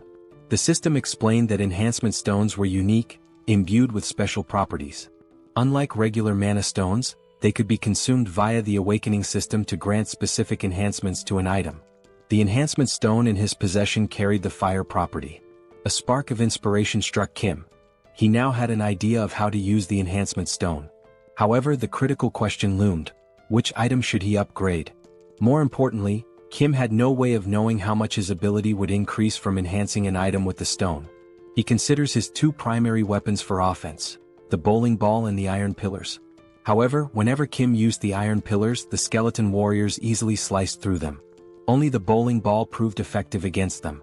This is why Kim decides to upgrade the bowling ball. Upon upgrading it, he receives a new item, the fire bowling ball, which is surrounded by lava-like flames and possesses 2 main abilities, penetration and ignite. Afterward, Pax asks Kim if he wants to register the fire bowling ball as a new item. Kim agrees, and as soon as the registration is complete, Pax informs him that it's time to depart. Kim begins to mentally prepare himself, but before he can steady his nerves, young Su starts the helicopter. As the Black Hawk lifts off, Kim grows anxious. The director salutes Kim, expressing his hopes that he will safely reunite with his family and eventually return to the team once his mission is complete. Kim gives a thumbs up, bidding the director farewell. At that exact moment, the system notifies Kim that his subspace has been upgraded. The upgrade reveals new unlockable items and enhancements, including the ability to temporarily increase the shipping size limit for individual items using magic stones. As Kim reviews his unlockable items one by one, he comes across his new skills. His jaw drops in astonishment as though he's seen a ghost. The director, observing Kim's stunned expression from the ground, begins to feel uneasy. Reflecting on the 200 mana stones and the Black Hawk helicopter he provided to Kim, the director feels he has been more than generous. He even imagines reminding Kim of his help once he returns to the military base. However, he can't help but worry if something might be wrong to cause Kim's concerned reaction. Meanwhile, Kim is still reeling from his newly unlocked skill, the SUBSPACE laboratory. This feature grants a transportation function with a minor healing effect, allowing him to recover naturally within the lab. More importantly, it enables Kim to register external objects into his subspace. The system explains that a registration fee will be determined by the object's size, weight, and value. This revelation is a game-changer for Kim. Previously, his subspace ability was limited to pre-registered items, such as those from the Logitech Center or military base. But now, the ability to register external objects offers massive potential. However, the system clarifies that new items must still fit within the two existing categories, Logitech Center or military base. Kim's gaze falls on the Black Hawk helicopter. He wonders if it qualifies as a military base item. Testing his theory, Kim attempts to register the helicopter into his subspace. The system confirms that the registration will require 107 magic stones. Kim agrees and completes the process. The scene shifts back to the director, who is heading back toward the military base. Suddenly, the sound of the helicopter fills the air again. Turning around, he sees Kim and Young-soo flying back. The director grows anxious, fearing something might be wrong with the Black Hawk. Before he can react further, a large portal opens in front of him. Out of it falls a Black Hawk helicopter. Moments later, a second portal opens and another Black Hawk helicopter emerges. As the two helicopters land before the stunned director, Kim waves at him with a smirk before flying off again. The director stands there speechless. He doesn't understand what just happened. He gave Kim a battered old Black Hawk, only for Kim to somehow gift him two brand new ones in return. As the director contemplates the situation, his confusion quickly turns into mounting worry. The scene transitions to Kim, who has now entered the city. A massive fortress looms ahead, its upper sections gradually closing in to form a roof. The fortress is on the verge of sealing itself entirely. The focus shifts again, revealing a foreboding castle. Its dark and sinister interior radiates an evil aura. Sitting on an enormous throne is the Skeleton King, whose skeletal visage is illuminated ominously. In a chilling, clicking voice, the Skeleton King speaks. He admits that no matter how much he contemplates, he cannot comprehend one thing. The entry permit level for the Earth dimension is only tier 8 at most. For higher tier beings like himself to enter, they must lower their tier just as he did.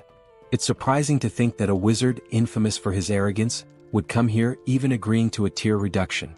Even more shocking is that he dared to invade the Skeleton King's domain and kill Guan. The Skeleton King is referring to Kim. We learn that the Skeleton King comes from another dimension, while Earth is classified as an 8-tier dimension. To enter Earth, the Skeleton King had to significantly lower his power, with the ultimate goal of conquering the planet. Now, the Skeleton King believes that Kim, who killed Guan, is also from another dimension. A wizard who reduced his tier to come to Earth with the same objective, to take control. To the Skeleton King's right, a purple flame begins to morph into the shape of a skull. It addresses the Skeleton King, explaining that before Guan's death, he had attempted to communicate with the wizard, but the wizard killed him before he could utter a word. This indicates that the wizard is incredibly dangerous. The flame advises the Skeleton King to kill the wizard on sight during their next encounter, without attempting any conversation. The Skeleton King considers this carefully. He deduces that the wizard is here for one purpose, to take over the territory just like himself. But there can't be two tigers in the same jungle. If the Skeleton King wants to claim this land, he must eliminate the wizard. He mentions that the harvest is nearly complete, and once it is finished they will launch an assault on the wizard. The flame introduces itself as Lancelot, revealing that it is the spirit of a knight whose physical body exists elsewhere. Lancelot communicates with the Skeleton King through this magical flame. Lancelot then informs the Skeleton King of an intruder approaching the castle. Assuming it to be more of those bothersome minions, the Skeleton King dismisses the threat, claiming they will inevitably perish soon. The scene shifts to Kim and Young-soo entering the city. A bat-like monster appears but is instantly obliterated by Kim's Ignite bowling ball in a single, powerful attack. Kim marvels at how much stronger the bowling ball is compared to the iron pillars. While Kim ponders this, Young-soo interrupts, pointing out that it will be difficult to land because a skeleton knight is fighting a monster below. Kim looks down and spots another skeleton knight, similar to the one he killed before, but this one wields a lance instead of a sword, like the kind knights used in ancient justs. The skeleton knight enhances his lance with powerful magic and unleashes a devastating attack on his opponent. As the camera focuses, we glimpse the figure of a human, a female silhouette. When Kim notices her, he reacts with a mixture of irritation and disbelief. The human channels magic into her fist and, with a single overwhelming punch, sends the skeleton knight flying. The scene fully reveals the figure, a muscular and striking woman with an imposing presence. As the skeleton knight crashes from a great height, Young-soo nervously suggests they might have to deal with both of these figures if they land now. Startled, Kim exclaims that one of them is his older sister. Shocked, Young-soo asks which one. Kim clarifies that the one who just sent the skeleton knight flying is his sister. The fog clears, fully revealing Kim's sister, Sol. She stands confidently, her toned muscles and impressive physique drawing attention. Viewers might even call her a muscle queen. Clearly annoyed, Sol remarks that while she felt the full impact of her punch on the skeleton knight, the creature refuses to die no matter how many times she beats it senseless. Kim begins narrating Sol's backstory, referring to her as Sister Number 2. He explains that, as a child, Sol discovered mixed martial arts by chance on TV and was immediately captivated. Luckily, she had a supportive younger brother. Whenever she watched martial arts matches, she would practice the techniques on Kim. But Sol's victories over weaker opponents left her unsatisfied. Her desire for greater challenges drove her to find tougher opponents at the local playground. There, she defeated anyone who dared to face her, boys, girls, even kids 3 years older. Recognizing her extraordinary talent, their father enrolled Sol in a mixed martial arts academy. Thus began her journey toward becoming a powerhouse of martial arts. This was the moment Sol encountered her first defeat. Her teacher bested her. But rather than feeling disheartened, Sol found the pain of losing exhilarating. At last, she had found a challenge worth her effort. Her new goal became defeating her teacher. Along the way, she achieved victory in multiple jiu-jitsu competitions. By the time she reached 7th grade, she had no equal in the junior division. Her intense passion for training and obsession with fitness drove her to constantly strive for perfection. However, this fixation soon spiraled into a dangerous addiction. Eventually, Sol sustained a serious injury, tearing the cruciate ligaments in both legs. Impatient with the recovery process, she resumed training prematurely, leading to further injuries. The cycle continued, injury, recovery, and relapse, until she finally made her professional fighting debut at the age of 24. Her skill level could have allowed her to debut much earlier, but her stubbornness and repeated setbacks delayed her entry. Despite the late start, Sol became so formidable that she easily ranked among Korea's top 10 fighters. Young-soo, hearing this, is dumbfounded. But Kim reassures him there's no need to be intimidated by Sol, suggesting they land the helicopter slowly. However, Young-soo, still observing Sol from afar, mutters that she looks more like a monster than a human. Meanwhile, the skeleton knight approaches Sol, his sword in hand, and with a rattling voice, questions why his attacks are failing to connect. Sol replies nonchalantly, "Isn't it obvious? Your movements are too slow." The skeleton knight counters, claiming his speed is no less than hers and accusing her of using some incomprehensible trick. Sol chuckles and explains it's not a trick but simply martial arts. She delivers the explanation so casually that it leaves the skeleton knight bewildered. Hearing this, the skeleton knight compliments Sol, remarking that people like her are rare. He suggests that if Sol were to raise her rank, she could become the greatest knight. Sol, however, is unimpressed and confused, muttering about how all this talk of skeletons, knights, and rankings makes no sense. The skeleton knight continues, confessing that he's developed a deep admiration for her. He promises to speak to the skeleton king to ensure she's the only one spared in the city. But before he can finish, a flaming bowling ball comes hurtling out of nowhere, smashing into him with a deafening crash and shattering his body into fragments. His remains scatter around Sol. Moments later, the fiery bowling ball rolls to a stop at her feet. Sol, puzzled, wonders how this strange bowling ball managed to obliterate the skeleton knight when her martial arts couldn't. As she contemplates this, 2 large mana stones and an enhancement stone emerge from the knight's remains. The stones are swiftly drawn into a mysterious portal, which appears to be controlled by a device resembling a piece of corn. At the same time, a helicopter hovers overhead and slowly descends. Kim steps out with a smirk, greeting Sol with a playful, well, long time no see." He teases her, saying, "As expected, you're still kicking asses, Sister Number 2. Sol stands frozen, mouth agape, stunned to see Kim after all this time. The scene shifts to a table laden with delicious food, fried rice, pizza, burgers, and an assortment of mouth-watering dishes. Joo-hee and Kim sit silently, watching in amazement as Sol devours the food with feral intensity. Unable to contain her curiosity, Juhi asks if Sol uses some special ability to enhance her strength. Between enormous bites of chicken and pizza, Sol casually responds saying Juhi is partly right and partly wrong. Her physical prowess, she explains, is natural and unrelated to the barrier. The barrier's sole purpose, she says, is to shield her from external attacks. She delivers this explanation as if it's no big deal. As Sol continues eating voraciously, Juhi's patience finally snaps.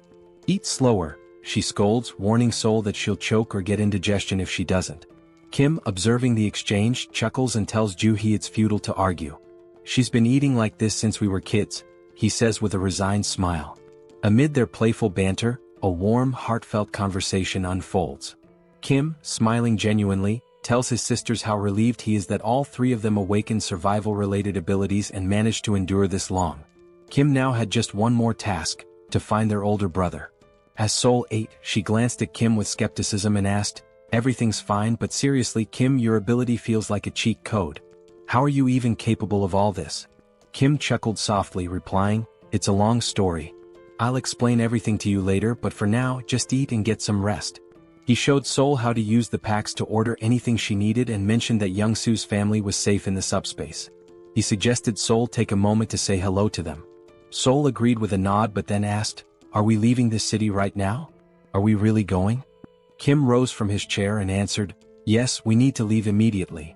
The city's ceiling is closing at an alarming rate, and I'm not sure if this fortress can shield the entire city." His tone was grave as he emphasized the urgency, adding that he had to gather as many mana stones as possible before the ceiling fully closed.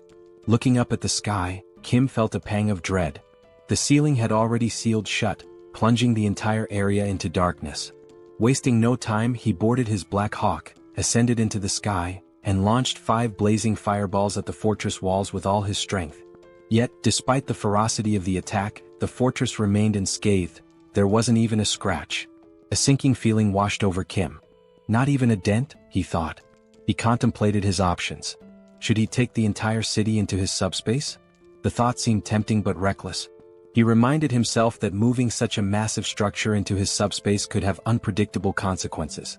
Kim had already exhausted his remaining mana stones, expanding his portal's radius to 19.76 meters, just large enough to fit the Black Hawk. Now he had no resources left. He considered hunting skeletons and monsters in the city to collect more mana stones, but he wasn't sure what would happen to the city's inhabitants if he took the entire structure into his subspace. As Kim wrestled with these dilemmas, Sol's voice interrupted his thoughts. "This seems like a lot of trouble," she said from behind. She then recounted her encounter with the skeleton knight, explaining how he had promised to spare her life because he liked her. Before his demise, the knight had mentioned that if Sol stayed in the city, her death would only be delayed. Curious, Kim asked for more details. Sol shrugged and replied, "I couldn't get anything else out of him because you smashed him into pieces." She admitted she still didn't know how her death would have been delayed if she remained in the city. The skeleton knight had only mentioned speaking to the skeleton king on her behalf. Kim realized then that if they wanted to escape, he would have to confront the skeleton king directly. The challenge was figuring out where to find him in such a sprawling city. Before Kim could devise a plan, the demon king within Youngsu awakened. With a wicked grin, Youngsu announced, "I only need 5 minutes. In 5 minutes, I'll locate the Skeleton King's castle." Kim immediately sensed the impending chaos. "Stop yelling, Youngsu," he shouted, but it was too late. Youngsu had already transformed into his demon form. Cackling wildly, Youngsu did something reckless. He flipped the helicopter into a full 360-degree spin and declared, "I'll scour every corner of this city." The helicopter twisted and dove like a snake, zigzagging through the air as it covered every inch of the city. Inside the cockpit, Kim clung to his seat, nauseated and dizzy, while Sol remained calm watching the chaos outside. The scene shifted to the Skeleton King's castle. Lancelot informed the Skeleton King that Lionheart had been destroyed by Kim's fireball. He reported that the knight was obliterated in a single strike, suggesting their opponent was exceptionally powerful. Enraged, the Skeleton King bellowed, "The harvest is so close, and now this intruder is meddling in my plans again." His anger boiled over as he vowed to personally kill the intruder. He demanded to know the enemy's location, but Lancelot calmly replied, "There's no need to search. The intruder is coming here."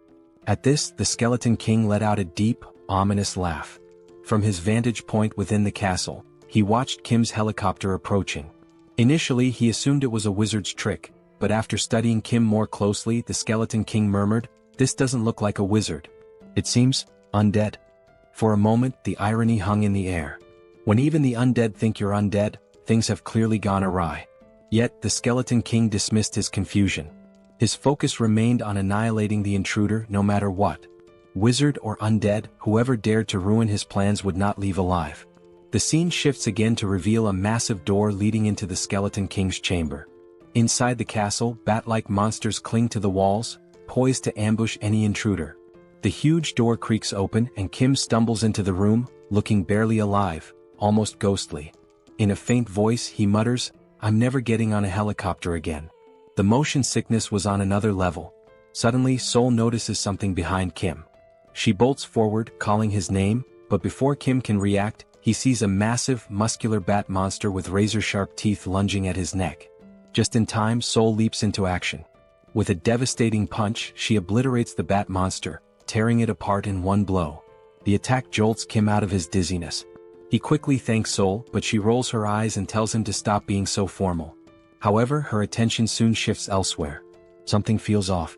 Sol scans the dimly lit chamber with a serious expression. "There's more," she mutters. Kim looks around, confused. To him the hallway ahead seems empty. But then out of the shadows, countless glowing red eyes emerge, glaring menacingly at them. Kim's heart pounds as he realizes the danger.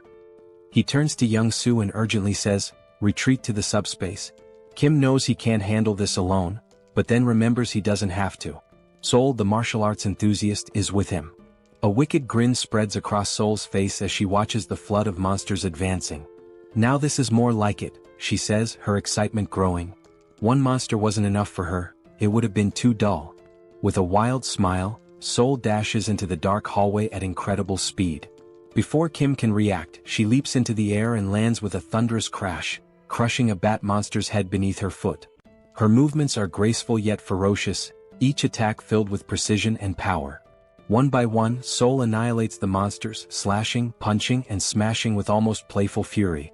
When a bat monster sneaks up from behind and sinks its teeth into her neck, she doesn't even flinch. Instead, she grabs it by the head and slams it into the ground with enough force to shatter it completely. The blood-soaked ground becomes a testament to Sol's relentless rampage. Her laughter echoes through the chamber, unhinged and chaotic. The remaining monsters tremble, their resolve crumbling in the face of her ferocity. Kim watches from the sidelines, torn between awe and concern. He knows Sol is in her element, but he's also aware of the risks. He retreats to his portal, an idea forming in his mind. Inside the subspace, Kim begins constructing a strange device, a high-powered electric pest repellent designed to lure and eliminate the bat monsters. As the machine powers up, it emits a strong current that draws the monsters in.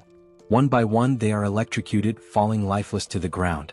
Sol notices the device and glares at Kim, irritated. "Is this your idea of fighting? It's boring," she yells. Kim responds calmly, "I'm just trying to help you." Sol, clearly annoyed, retorts, "Stop interfering. I can handle this myself." Their argument intensifies, even as chaos rages around them. Kim shouts back, "Fine. But be careful and stop taking stupid risks." Meanwhile, outside the chamber, Lancelot reports to the Skeleton King. The wizard is struggling, Lancelot begins, but he's not alone. "There's another warrior with him, someone as strong as I am." Lancelot adds that the wizard is using unconventional tools and seemingly limitless resources. Hearing this, the Skeleton King's irritation grows. He growls in frustration, realizing the fight is far more complicated than anticipated. Defeating a wizard was one thing, but now he had to deal with another formidable opponent, and that was no small challenge. The Skeleton King, deep in contemplation, mutters that he has no alternative. Lancelot warns him, however, that summoning additional power might provoke the wrath of the Chamber of Commerce. Ignoring the warning, the Skeleton King insists he has no choice. After all, the wizard is at least an 8th-tier rank, the same as himself. While the Skeleton King might stand a chance against the wizard alone, the presence of another 8th-tier warrior drastically shifts the odds. He knows he cannot triumph by himself and resolves to summon Lancelot. Extending his hands forward, the Skeleton King begins chanting an ancient incantation. The holographic image of Lancelot's skull vanishes, replaced by 3 reinforced stones instead of the usual one. He rotates the stones around the projection of Lancelot's skull as a surge of mana gathers, signaling the powerful summoning ritual. Meanwhile, in the team SUBSPACE, electric appliances and tangled copper wires are scattered everywhere. The group is hard at work constructing a new weapon. Wrapping thick copper wire around an aluminum rod, they create the electric repellent bat, a semi-rare grade weapon crafted specifically for Soul. Holding the new weapon, Soul's face lights up with excitement. The bat, infused with an electrified ability, delivers double damage to enemies. Soul twirls the bat skillfully, testing its weight and power, clearly thrilled by its potential. As they exit the SUBSPACE, she thanks Kim, teasingly calling his crafting skills a scammer's ability for how effortlessly he can produce items. She remarks that the electric bat will be perfect for dealing with the monsters but warns Kim not to interfere in her battle this time. She wants to face the bat monsters alone. As Soul steps out, she begins scratching her neck. Concerned, Kim asks if she's injured. Soul explains that since the bat monster bit her, she hasn't felt any pain, but now there's an itch. She adds that she received a system notification earlier, stating that all impure energy had been expelled from her body. This revelation makes Kim uneasy, wondering if Soul might transform into a vampire. Soul, noticing his worry, jokingly tells him that if she does turn into a vampire, he has to kill her. She wouldn't want to live as a vampire lady. The siblings share a brief, light-hearted moment.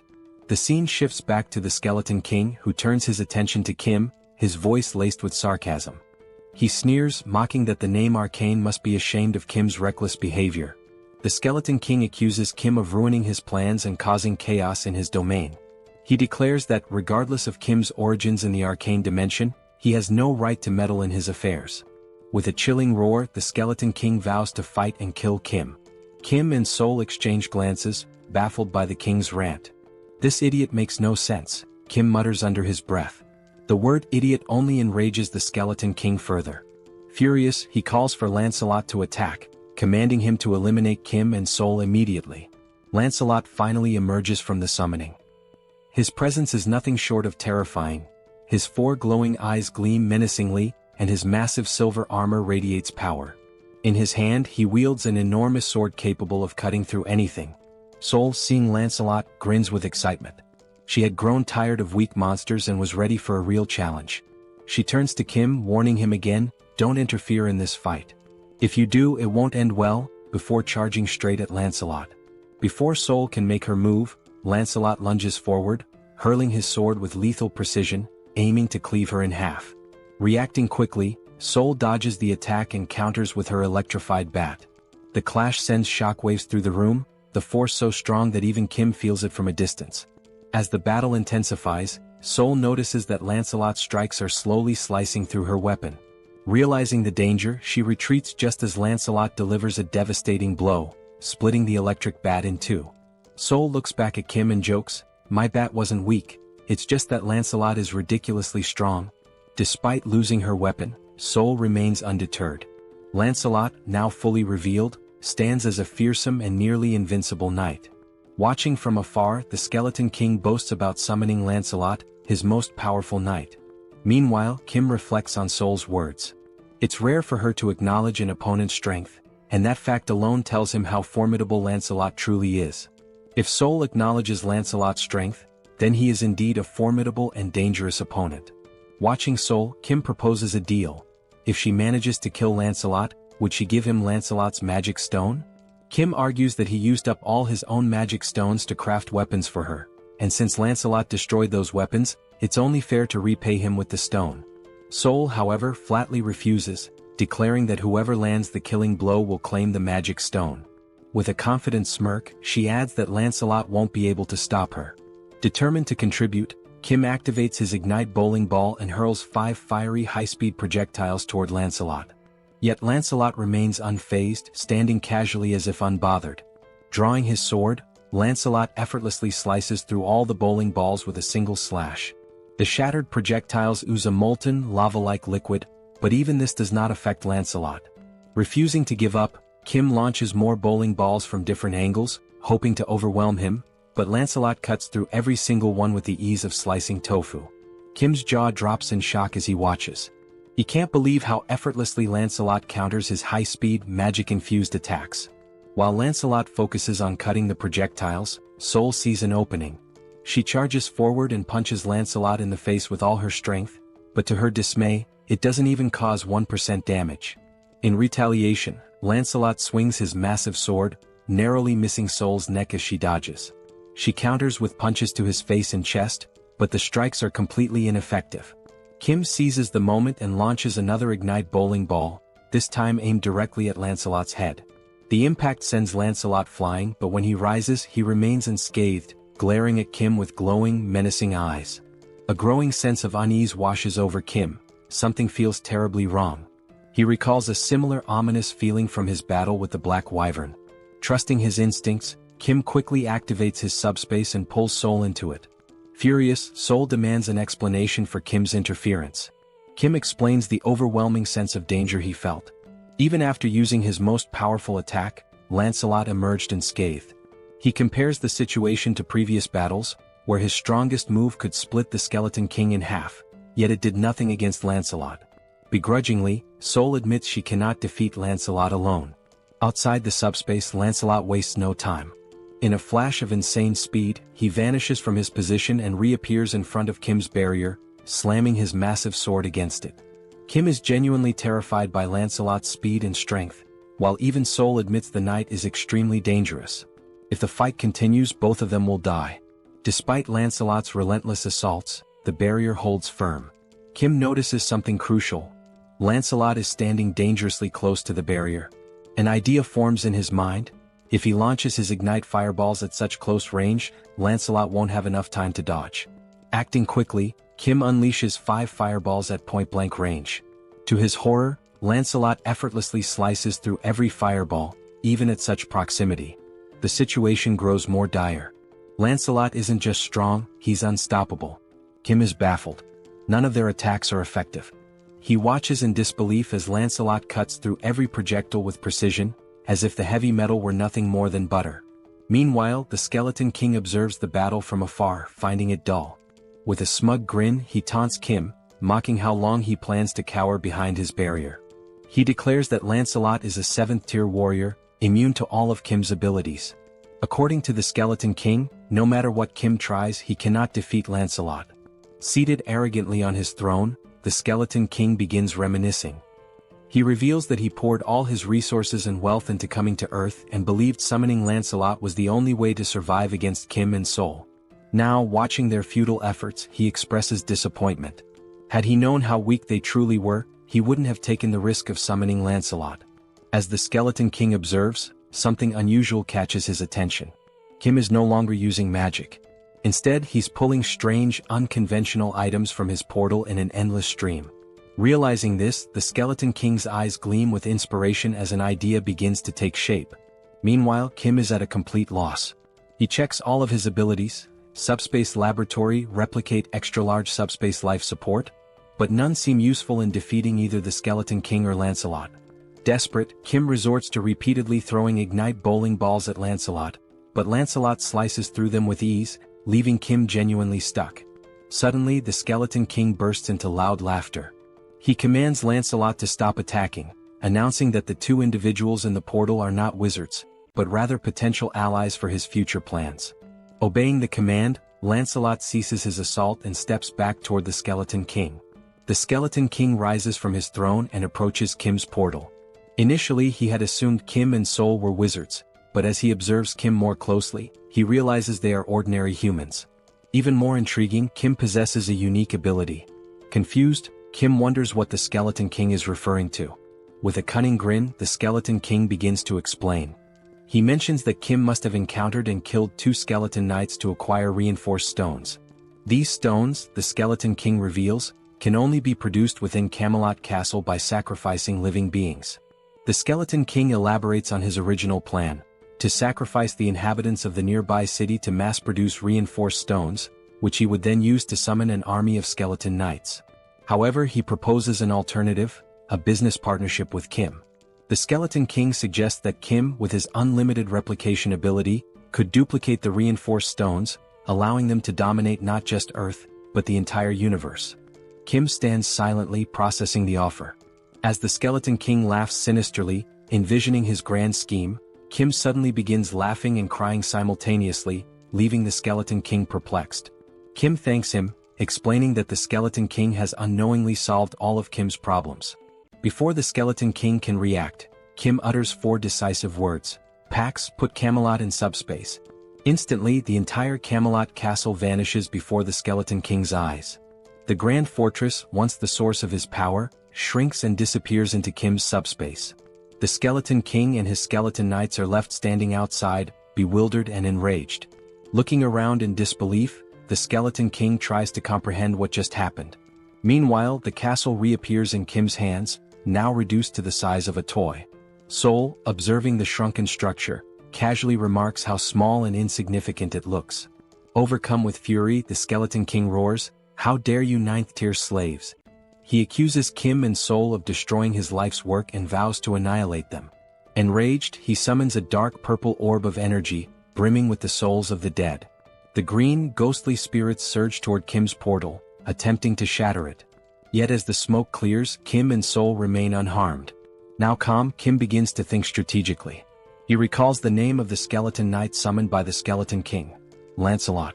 Deciding to take a bold risk, Kim calls out Lancelot's name, attempting to summon him. To everyone's astonishment, Lancelot materializes before Kim. However, this time his appearance is different. Gone is the dark aura that usually surrounds him. Instead, he radiates a golden light, warm and majestic. Lancelot turns to Kim and acknowledges him as his new master. Without hesitation, Kim commands Lancelot to kill the Skeleton King. Obeying immediately, Lancelot draws his sword and, with a single, precise slash, cleaves the Skeleton King cleanly in two. The Skeleton King, unable to react or defend himself, is defeated in an instant. With grace and overwhelming power, Lancelot ends the battle in one swift motion. As soon as Lancelot struck the Skeleton King, the violet core within the Skeleton King was destroyed. It shattered into fragments with a faint explosion. Lancelot then drove his blade into the back of the Skeleton King like a royal decree. We see the Skeleton King's body sprawled before Lancelot, his jagged crown lying discarded at Lancelot's feet, and his dismembered parts scattered across the ground. As the Skeleton King's form faded, a golden mana crystal began to glow. The system alerted Kim that he had defeated the Skeleton King. When Lancelot transferred ownership of the Night King's dimensional account, it became Kim's property. Upon opening the system notification, a new feature appeared, the dimensional account. When Kim accessed it, he discovered 3,086 mana stones within.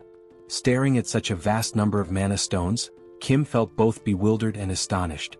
This meant that by defeating the Skeleton King, Kim had acquired thousands of mana crystals in one go. Despite his happiness, Kim couldn't help but wonder, what would he do with so many mana stones? As Kim stood lost in thought, Sol placed her hand on his shoulder. She told Kim that if he had any sense of morality, he should gift his sweet little sister 1,000 mana stones. After all, she reminded him, she had saved his life when they entered the Skeleton King's castle. Did he forget that? Kim sighed and told Sol that 1,000 mana stones was too much. He accused her of acting like a mob boss and exaggerating her role in saving his life. Kim pointed out that he had also given her a weapon, which allowed her to fight Lancelot on equal terms for a brief time. Shouldn't she repay him for that? Sol looked at Kim and retorted that they had both helped and saved each other, so it would only be fair to settle on 500 mana stones instead. Kim smirked and said that if she wanted to assign a price to everything, then she should also start paying rent for living in his subspace free of charge. Did she think she could live and sleep safely without contributing anything? Taken aback, Sol called Kim a miser. She asked if he was so stingy that he couldn't even spare 500 mana stones. Frustrated, Kim finally handed over 500 mana stones to his sister, not wanting to argue further. Sol smirked, thanked Kim and declared the argument over. But with a serious tone, Sol asked Kim what he planned to do next. Both Kim and Sol turned to their left. From Kim's subspace, Lancelot emerged. Towering at 10 feet tall with eyes glowing red, Lancelot approached them with heavy, deliberate steps. Sol glanced at Kim and asked what he intended to do with Lancelot. Meanwhile, Lancelot reached Kim and in a deep, resonant voice, called him his lord. Lancelot informed Kim that he had carried out his command and cleaved the Skeleton King in two. Now he awaited Kim's next order. Kim stood silently, pondering what to do with Lancelot. The scene shifted, and Kim narrated that no one could have foreseen what happened next. We saw Lancelot standing still. Sitting atop his helmet was Young-Soo's daughter, clutching tightly to one of its feathers. Lancelot gently moved to keep her entertained while, from behind, Kim, Joo-hee, and Sol watched in astonishment. Kim thought to himself how unimaginable it was that one of the most fearsome knights could end up in such a situation. Meanwhile, Young-Soo and his wife stood in front of Lancelot. Young-Soo's wife was beaming with joy as she watched her daughter play happily with Lancelot. She apologized to Lancelot, explaining that her daughter was usually shy and didn't enjoy playing with strangers. But this was the first time she had played so freely with someone she had just met. To her, this meant her daughter genuinely liked Lancelot. While Young-Soo's wife was overjoyed, the same couldn't be said for Young-Soo. He stood there, stunned, his mouth agape as though his entire world had crumbled. His face reflected despair, like someone who had just received a dire sentence. Lancelot, meanwhile, continued playing with Young-Soo's daughter.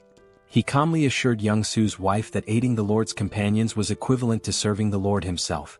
She apologized repeatedly, worried that her daughter would keep bothering Lancelot to play. But Lancelot, in his commanding voice, reassured her that it was no bother at all. He said he loved children and saw her as if she were his own. From afar, Kim, Joo-hee, and Young-Soo watched this touching moment. Joo-hee, with a warm smile, turned to Kim and remarked that it was impossible not to admire someone so considerate. She commented that Lancelot wasn't just strong but also kind and compassionate, someone anyone would look up to. But Kim didn't share her sentiment. With a side eye, he muttered that calling Lancelot a person felt strange. After all, Lancelot was a skeletal knight, and no one really knew what lay beneath his armor. Yet, after a moment of reflection, Kim admitted that Lancelot was never truly evil. He realized that Lancelot had simply been following the Skeleton King's orders. The true villain had been the Skeleton King all along. Now, with Lancelot under Kim's command, away from his former master's dark influence, Kim saw that Lancelot displayed qualities of goodness and loyalty. This made Kim reconsider his initial judgment, allowing him to trust Lancelot at least for now. Joo-hee, noticing Kim's thoughtful expression, turns to him with a serious tone and asks, "Are you planning to go to Dabangu City right now?" Kim glances at Joo-hee and replies that he intends to head to Dabangu City immediately since their older brother's new home is located there. Hearing this, Joo-hee looks visibly concerned. She tells Kim that she has observed from the start how tirelessly he's been working, without taking proper rest for days. With a worried expression, Joo-hee warns Kim that, while she understands his urgency, what if he collapses or falls ill? She pleads with him to prioritize his health, cautioning that overworking himself could lead to severe problems. If that happens, she asks who will look after him. Joo-hee insists that it's already too late to leave tonight. She advises Kim to rest and wait until sunrise to set out and rescue their brother. Kim listens to her advice and nods in agreement. He then turns to look at his wife and daughter. His daughter is still perched atop Lancelot's head, while Young-Soo is trying all sorts of ways to coax her down. With a mix of exasperation and humor, Young-Soo tells his daughter to climb down from Lancelot and sit on his shoulders instead. He even volunteers to play the role of a brave knight. However, Young-Soo's daughter begins playfully hitting Lancelot's head and declares that her father is boring. She loudly proclaims she wants to play with a real knight, not a pretend one. Hearing this, Young-Soo feels a bit hurt, though he hides it behind a strained smile. Meanwhile, Young-Soo's wife teases her husband, joking that even she wouldn't want to play with a fake knight like him. Instead, she quips she'd rather choose Lancelot, the real deal. And yet, despite the humor, Kim finds himself momentarily distracted by a ridiculous thought. Why, of all things, is he imagining Lancelot playing with Young-Soo's wife? Kim shakes his head, silently cursing his own wandering mind. Watching this heartwarming scene, Kim pauses for a moment, his face softening into a warm smile. He announces that they will take the night to rest, enjoy the moment, and set out in the morning to rescue their brother. The scene shifts to Young-Soo carrying his now sleeping daughter on his shoulders, her face peaceful after hours of play with Lancelot. Young-Soo wears a contented smile, as if this moment alone fulfills him completely. Kim suggests that Young-Soo take his wife and daughter to a private room to rest for the night. Young-Soo agrees, nodding appreciatively before leaving with his family. As time passes and the room empties, Sol smirks mischievously. Slowly, he removes his shirt and walks toward Kim, suggesting with a sly grin that now, with everyone asleep, they can begin their real work. Kim responds with a knowing smile and turns to Lancelot, asking if he needs a place to rest. Kim summons the Camelot Castle, and a miniature version of the castle materializes in his hand. The system notifies Kim that this artifact is a unique grade item known as the Palace of the Cursed Knight. It explains that the castle's size depends on the number of mana stones invested. The system further details its 3 powerful abilities. Blood Sacrifice. By sacrificing livestock, Kim can create reinforcement stones. Summon a Ghost. Using mana crystals, Kim can call forth ghosts from the castle. Knight Investment. By combining ghosts with reinforcement stones, Kim can forge knights as powerful as Lancelot. Kim marvels at the artifact's capabilities, deeming them both overpowered and fascinating. However, he notes that the castle's size scales directly with his investment. For example, 500 mana stones would result in a 500 square foot castle, while 1,000 stones would yield a 1,000 square foot one. After some deliberation, Kim decides on a size sufficient for housing 12 knights, opting for a 300 square foot castle. He invests 300 mana stones, and the Camelot castle grows and expands to its new dimensions. The now enlarged castle stands before Kim, Lancelot, and Saul. As Kim observes the structure, a slight unease creeps in due to its eerie appearance. He turns to Lancelot and asks if the castle's size is adequate for 12 knights like him. Lancelot, with a calm demeanor, responds that he doesn't care about the size as he can adapt to any space. Then, with a wry sense of humor, Lancelot jokes that the castle is as tiny as the Skeleton King's little PP, adding that, compared to Kim's vast subspace, this castle is nothing. Lancelot explains that when Kim summons more skeleton knights in the future, they will reside in his subspace, while Camelot Castle will primarily serve as a summoning hub. Saul meanwhile looks stunned. She realizes how large the Skeleton King's castle must have been, at least 30 times the size of Kim's. This revelation leaves her wondering just how many mana stones the Skeleton King had used to build his massive fortress. Lancelot, overhearing the conversation, confirms that while he doesn't know the precise number, he remembers the Skeleton King using tens of thousands of mana stones to construct Camelot Castle. Hearing this, Saul is even more astonished, realizing the immense effort and resources the Skeleton King devoted to building his massive fortress. Meanwhile, Kim begins to reflect. Even though he stored such a large structure in his subspace, there were no side effects. Kim wonders if it's because the castle is initially small, but this thought leaves him uneasy. Camelot Castle is practically a city in itself, yet storing it caused no disruptions in his subspace. Deciding to set aside his concerns for now, Kim turns to Saul and asks why she hasn't gone to rest yet, mentioning that the night is long and she should take a break. Saul, however, explains that she has something personal to ask Lancelot and has been waiting for the right moment to do so. That moment, she declares, has finally arrived. With an eager gleam in her eyes, Saul turns to Lancelot and, striking a confident pose with her hands on her hips, announces her request. She wants to learn his swordsmanship. Saul boldly asks Lancelot to teach her his techniques. Kim, overhearing this, is taken aback. He thinks to himself that if Lancelot agrees to teach Saul, her skills will improve significantly, which would greatly benefit their team in the future. On the other hand, Lancelot looks thrilled.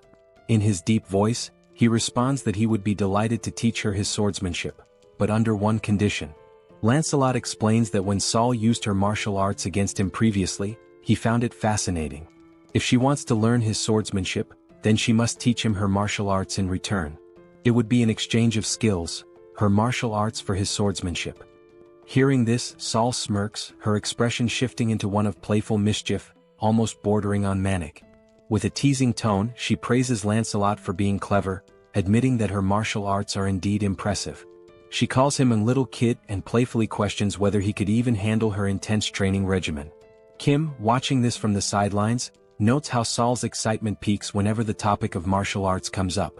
She's undeniably a martial arts enthusiast, if not an outright fanatic. Meanwhile, Saul continues to taunt Lancelot, her mischievous smile intact. She suggests they start with a simple sparring session before beginning formal training. The scene shifts to Kim, who, feeling drowsy, starts heading toward his room in Camelot Castle for some rest. Meanwhile, Lancelot and Saul engage in their sparring session. Saul enjoys the match immensely, pushing Lancelot to his limits. By the end, Lancelot earns his place as a true member of their group, fully integrated into their family dynamic. The scene shifts again, this time to Kim and Young-soo observing from Kim's subspace. Both are surprised to see numerous military officers in the vicinity, communicating through walkie-talkies and appearing to scout the area. Confused, Young-soo asks, "Are there other people besides us planning to travel in the morning?" Kim, however, finds the situation suspicious. Just as he is about to voice his concerns, the sound of a helicopter echoes in the sky. Looking up, they spot the aircraft flying toward Kim's subspace. Young Soo, recognizing the helicopter, exclaims, "That helicopter looks very familiar." Kim realizes it too. It's the same helicopter he had stored in his subspace and later handed over to the general. The helicopter lands and the general steps out with an elated expression. Hurrying toward Kim, he greets him warmly, saying, "Hello, Kim." Kim returns the greeting and asks if the general is alright. The general replies that he's fine but shares that he's been searching for Kim for a long time and has finally found him. He explains that when the wall of Yeoljoro City vanished, he suspected it was Kim's doing.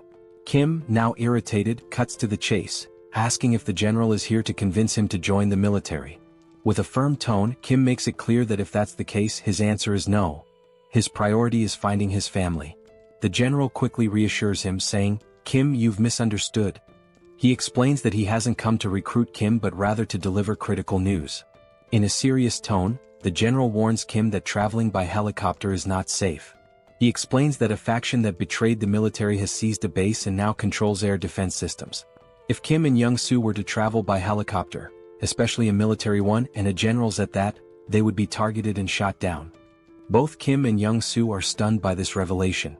The general provides detailed information, elaborating on how the rebel faction captured the military base and now commands a significant portion of air defense forces. He also shares that he had sent a scouting team in the same helicopter Kim had given him. That helicopter was destroyed mid-air, leaving the general without any information on those individuals. Growing increasingly concerned, the general reminds Kim that he mentioned traveling through the city to rescue his family. The general warns that if Kim had chosen to travel by helicopter, it could have placed him in extreme danger. Upon hearing this, Kim realizes that if they had used the helicopter, their deaths would have been almost inevitable. Acknowledging the severity of the situation, Kim thanks the general for providing such vital information. At this point, the general shifts the conversation. He brings up how the wall surrounding the city vanished last night, suggesting that Kim must have defeated the Skeleton Knight. However, Kim's focus drifts away from the general's words. Instead, he contemplates the mention of the next city being under military control. Kim understands that if the military has already taken over the next city, it's only a matter of time before they dominate other cities as well. Even if he travels through the entire city to save his family, the looming military presence will remain a significant threat. Adding to the peril is the Black Wyvern, a formidable force capable of annihilating helicopters, intensifying the danger. Kim resolves that to save his brother, he must head to Donggu City, a city now under military control. This means he must obliterate the enemy camp to secure his brother's safety. With a resolute and determined expression, Kim takes immediate action. He summons the Lord. From the subspace, a dark shadow emerges, causing the general to grow visibly uneasy. Kim, maintaining a calm yet intense demeanor, addresses the general. In response to the earlier question about whether he defeated the Skeleton Knight, Kim affirms, "Yes, I defeated the Skeleton Knight and took him captive." As Kim speaks, the Skeleton Knight appears. Towering 10 feet tall, the figure has glowing red eyes, wields a massive sword and carries a formidable iron shield. The knight stands ominously behind Kim. The general stares in pure horror and disbelief. He realizes that this knight is far stronger, at least 10 times more powerful, than the previous Skeleton Knight. And now, this terrifying entity is under Kim's command, ready to follow his every order. The general struggles to process the sheer weight of what he is witnessing. Kim, undeterred, confidently declares that his older brother's new residence is in Donggu City, the very city housing the military camp. This leaves Kim with no alternative, he must go there. With a sly, confident smile, Kim turns to the general and asks, "So, how about we take down all those military forces?" Overcome with joy and relief, the general feels tears welling up in his eyes. We are now introduced to another location, seemingly destroyed, which appears to be some kind of base. In this base, goblin soldiers, clad in military uniforms, are seen wielding rifles and equipped with heavy artillery. Behind one of the goblins, a human hand becomes visible, revealing humans imprisoned in cages under the watchful eyes of the goblin soldiers. As the goblin squints to focus, it notices something unusual ahead, though it cannot determine what it is. From a distance, we see Lancelot's ghostly head infiltrating the goblin base, investigating how it operates. Noticing that the goblin is approaching, Lancelot decides to retreat to avoid alerting the enemy. While flying to gather more information, he overhears a conversation between two goblins but cannot understand their language. However, upon observing their movements more closely, he notices that even within the goblin army, there is a ranking system that dictates the level of importance and influence each goblin holds over the others. Still concealed behind a tree, the ghostly head concludes it has gathered enough information and decides to return to the command center to report his findings. As he departs, the system screen reveals how the summoning ability for this ghostly form works, named Phantom Summon. This ability allows the summoning of Camelot's ghosts, with specific costs associated with each invocation. It is also shown that while knights are in their ghostly forms, they cannot physically interact with the environment, but they are also immune to physical interference. Moreover, this ability enables them to pass through walls and even fly freely. Summoning a ghost consumes 1 enhancement stone and 500 magic stones, the same cost as summoning a knight. Although not explicitly stated in the description, once summoned as a ghost or knight, they can switch forms without incurring additional costs. In other words, phantomization can be considered an optimal means of reconnaissance behind enemy lines. A few hours earlier, the general had been outlining the strategy they would use, showing on a map the cities involved and relying on Lancelot to patrol the enemy lines, determining the strength of their forces, the location of anti-aircraft weapons, and other characteristics of the enemy troops. Based on the information gathered, the plan was to devise a strategy to outmaneuver the enemies. However, due to the ghost's limited range, everyone needed to move closer to the enemy lines and pinpoint where government forces were stationed before reconnaissance could begin. Lancelot returned to the Allied base after taking 2 hours and 30 minutes to complete his reconnaissance.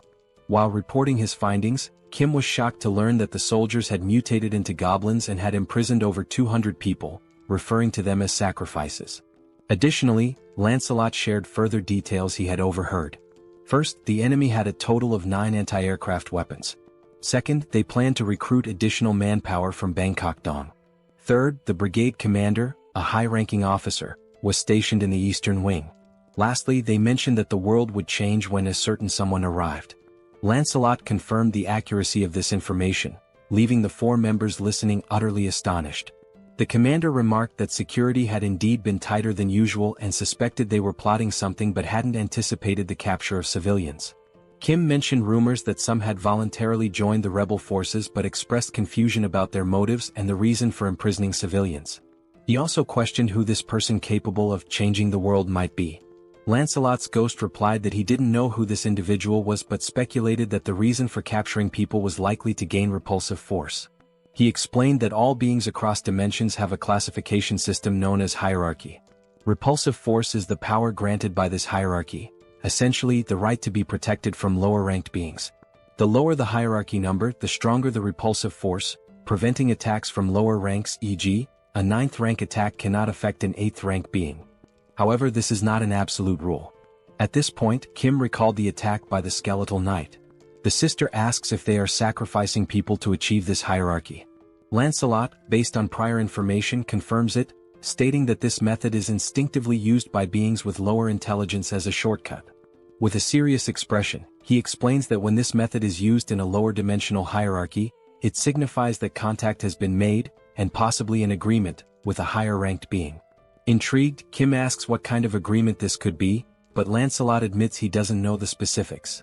Sol, now furious, says that since they are sacrificing people, they're undoubtedly up to no good and suggests going to the base to eliminate them all. Kim responds that if it were that simple they would have already done it. The colonel adds that these enemies seem extremely dangerous.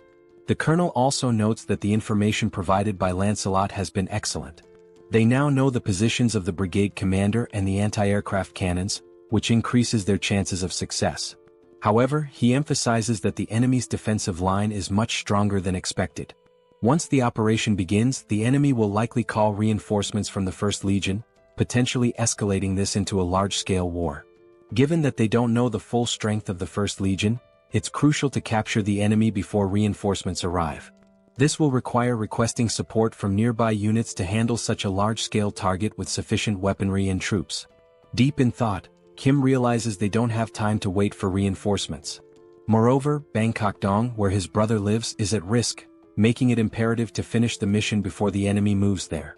He also remarks that since Lancelot is of the 7th hierarchy, he could theoretically eliminate the enemy on his own, but the area is too vast for him to cover alone, giving the First Legion's reinforcements enough time to arrive and turn this into a full-scale war. Lancelot suggests that if the anti-aircraft cannons are a problem, Kim could simply summon another knight, and points out that summoning requires both enhancement stones and magic stones. While they have enough magic stones, they are short on enhancement stones. Kim also mentions that while he could unsummon Lancelot and summon another knight, it wouldn't increase their overall strength, making it an unwise move. More importantly, he feels it wouldn't be right to dismiss Lancelot just to summon someone else. Frustrated, Kim says it would be ideal if they could duplicate the enhancement stones and magic stones in their subspace. Lancelot then recalls that after defeating the Skeleton King, they acquired another enhancement stone. Surprised, Kim admits he doesn't remember this, but upon reflection, he recalls that Lancelot did indeed retrieve a stone. Now, with everyone staring at Kim in judgment, he apologizes, saying anyone can have a lapse in memory. He then asks which knight should be summoned. Lancelot explains that all 12 knights of Camelot are exceptional, possessing both skill and loyalty. He assures Kim that regardless of who is summoned, it will be a good choice. However, there is one knight in particular who would be the most logical choice: Bedivere. He describes Bedivere as a genius archer unparalleled in skill, specializing in long-range attacks.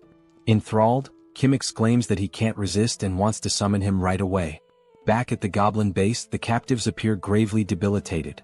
A girl wearing an orange sweater is called out by one of the goblins. Frightened, she asks if he's really speaking to her. The goblin points out that everyone else in the cage looks weak except for her. He then asks if she wants to escape. Confused, she hesitates, but the goblin quickly reveals he's only testing her. He declares that if she offers him something of value, he'll let her go. From the expression on the goblin's face, she understands exactly what he means. Before he can finish his proposition, his head is swiftly severed. The girl is stunned, her eyes lighting up as she realizes what Lancelot has just done right in front of her. Lancelot opens the prisoner's cage and, without wasting any time, continues moving swiftly. The girl steps out of the cage, still trying to process what just happened before her eyes. In the sky, something resembling a flaming bowling ball appears. From a distance, the goblins notice the strange object in the sky but cannot identify it. Upon closer inspection, one of them realizes it is indeed a bowling ball, but it makes no sense to him. Before he can react, the ball suddenly hurtles in his direction, catching him off guard, and moments later, it strikes one of the anti-aircraft weapons. A goblin further away hears the explosion and wonders about its origin. The only thing he knows for sure is that something has blown up somewhere. From a distant viewpoint, we see the explosion and, coincidentally, also a hand gripping another flaming bowling ball. Yes, the summoned knight is hurling bowling balls at the enemies, already contemplating his next target. Moments earlier, Lancelot reveals something he hadn't mentioned before: Bedivere has only one arm. Kim is taken aback and confused, as Lancelot had described Bedivere as an archer. He questions how Bedivere could possibly be an archer with just one arm. Lancelot confirms that Bedivere was indeed an archer, but that is a story from the past.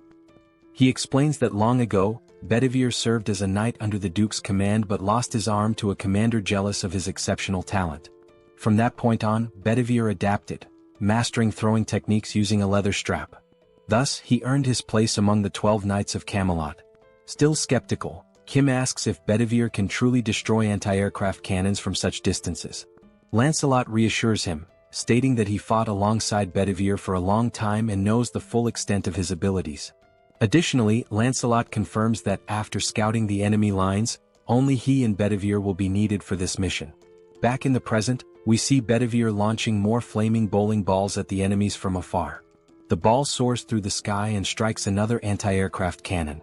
As the goblin base is a large area, a goblin from a distance notices the explosion and wonders what is happening. Turning around, he sees another goblin soldier being attacked and flung away by someone. Alarmed, he asks his officer what's going on, but then hears the distinct sound of a sword. When he looks closely, he spots Lancelot calmly walking in his direction. The goblin, trembling with fear, stammers that this is a restricted area where unauthorized individuals are not allowed.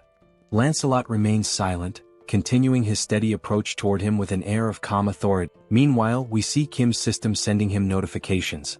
The first shows he acquired 4 magic stones, bringing his total to 2,686. Shortly after, another notification appears, adding 12 more magic stones, increasing the total to 2,698. Kim, staring at the system screen in surprise, reflects that owning a dimensional account eliminates the need to collect magic stones manually, as they are gathered automatically. Still, he finds it hard to believe how quickly the stones are being accumulated and wonders if this is really correct. Moments later, 3 more notifications pop up, one with 5 more magic stones, another with 8, and yet another with 5, bringing the total to 2,788 magic stones. Young, Sol, and Kim stand idly waiting for a signal to act, and Kim continues to question whether this situation is as it seems. Young reassures him, suggesting he look up at the sky, stating that it is likely the source of the multiple notifications. Above, 2 flaming bowling balls launched by Bedivere collide mid-air, creating a massive explosion that draws everyone's attention to the sky. Amazed by Bedivere's precision, Kim remarks that the knights had mentioned they would signal when all major anti-aircraft artillery had been destroyed. Young adds that it's now clear why Sir Lancelot takes so much pride in the Knights of Camelot. As the group stands in awe, the Colonel comments on the extraordinary combination of Lancelot's tactics and Bedivere's abilities. He notes that if all the knights possess this level of skill, there's absolutely no need for special forces to intervene. Young simply nods in agreement. Kim, still astonished, declares it's time to make their move and execute their part of the plan. He also contemplates the immense power he now wields with all 12 knights, most of whom he hasn't even met yet. As the explosion in the sky subsides, smoke begins to fill the air. The scene shifts to the source of the explosions, Bedivere. He is examining a map and muttering to himself that there's a problem. He notes that he destroyed all the necessary targets and even sent the signal in the sky, but now he can't make sense of the map. The map indicates the locations of the anti-aircraft artillery he had to eliminate, a goblin circled in red, and an arrow pointing somewhere else. However, he cannot figure out where Lancelot told him to go next. Bedivere continues staring at the map, trying to recall the route Lancelot had given him earlier, but he has no idea which direction to take now. He mutters that if there were written instructions, it would be much easier to understand. Shrugging off his frustration, he decides to trust his instincts and proceed. Back to Lancelot, he punches a goblin in the face, causing the creature to cry out in pain. Without hesitation, Lancelot follows up with a more forceful blow that sends the goblin flying. Unapologetic, he steps on the goblin with enough force to make it scream in agony. Still pinning the goblin underfoot, Lancelot states that controlling his strength is exhausting and warns the goblin to speak the truth before he accidentally kills it. He demands to know who informed them about using this shortcut, sacrificing humans to climb the hierarchy. He also presses for their plans and the strength of the First Legion's forces. The goblin chuckles, commenting on how much Lancelot seems to know about their operations. Eventually, the goblin gives in, revealing that the one destined to change the world is named Tonediu. He calls Tonediu a bastard of the 8th class, a giant compared to himself. Lancelot, unfazed, replies that he has never heard of this being and asks what Tonediu wants with the goblins and what exactly his plan entails. Reluctantly, the goblin admits he doesn't know and is promptly kicked by Lancelot, spinning him through the air. Now farther away, the goblin uses the last of his strength to flee. He leaps from a nearby window in a desperate attempt to escape. Upon landing, he finds himself near a group of goblin soldiers patrolling the area. Unfortunately, he lands awkwardly, injuring his foot. The goblin soldiers rush to him, asking if their commander is all right. Wincing in pain, the commander urgently orders them to fetch his bicycle. One goblin obeys and runs to retrieve it while the commander hobbles away slowly on his injured foot. Suddenly, he hears a sound behind him. When he turns to look, he sees Lancelot leaping from the building in pursuit. Calm and determined, Lancelot declares that attempting to flee is futile. Unaware of the level of the threat in front of them, the soldiers surround their commander, vowing to protect him. One goblin, holding a rifle, declares that they'll take care of him, while another assists the commander in walking, offering support. Lancelot changes his tone and remarks on how remarkable it is that they're so willing to sacrifice themselves so easily, adding that their judgment is indeed at a goblin's level. The goblin retorts, saying it's better to be a goblin than an empty-headed fool like Lancelot. Now aiming his rifle, the goblin advises Lancelot to drop his arrogance, noting that there are also 8th-ranked individuals in their main force. He boasts that if he had only consumed 10 more, he too would have been in 8th rank. Disbelieving the audacity of their actions, Lancelot questions whether all those who became goblins are doing the same thing. The goblin, with a sly grin, affirms this. He adds that he is one of the intelligent ones, adapting to a changing world. Before he can finish his sentence, Lancelot swiftly lunges forward and drives his sword through the goblin's neck. Lancelot coldly remarks that knowing this will make it easier to decide whose lives to take. The fleeing commander glances back to see what is happening, only to witness blood spurting into the air. Lancelot's sword is now soaked in blood, and his gaze shifts toward his next target. The goblin commander, once again in danger, has no choice but to run. But as he glances up at the sky, he freezes in shock. There he sees a helicopter, unaware that the anti-aircraft artillery has been destroyed. Inside the helicopter are Kim and Young. Young announces his intention to land the helicopter, but Kim, feeling nauseous, warns that landing there is too dangerous and suggests entering the subspace.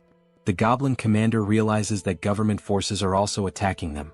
However, with a newfound dark aura, the commander mercilessly strikes down one of his own soldiers.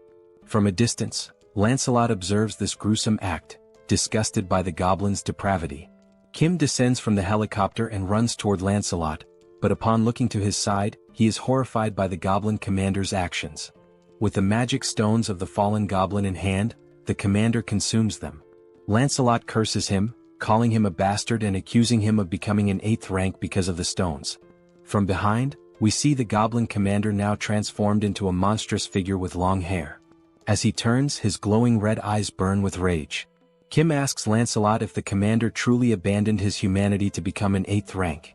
Lancelot replies that the commander tried to ascend ranks too quickly and dismisses it as nothing more than a cheap trick. Now consumed by fury, the mutated goblin roars and charges forward to attack.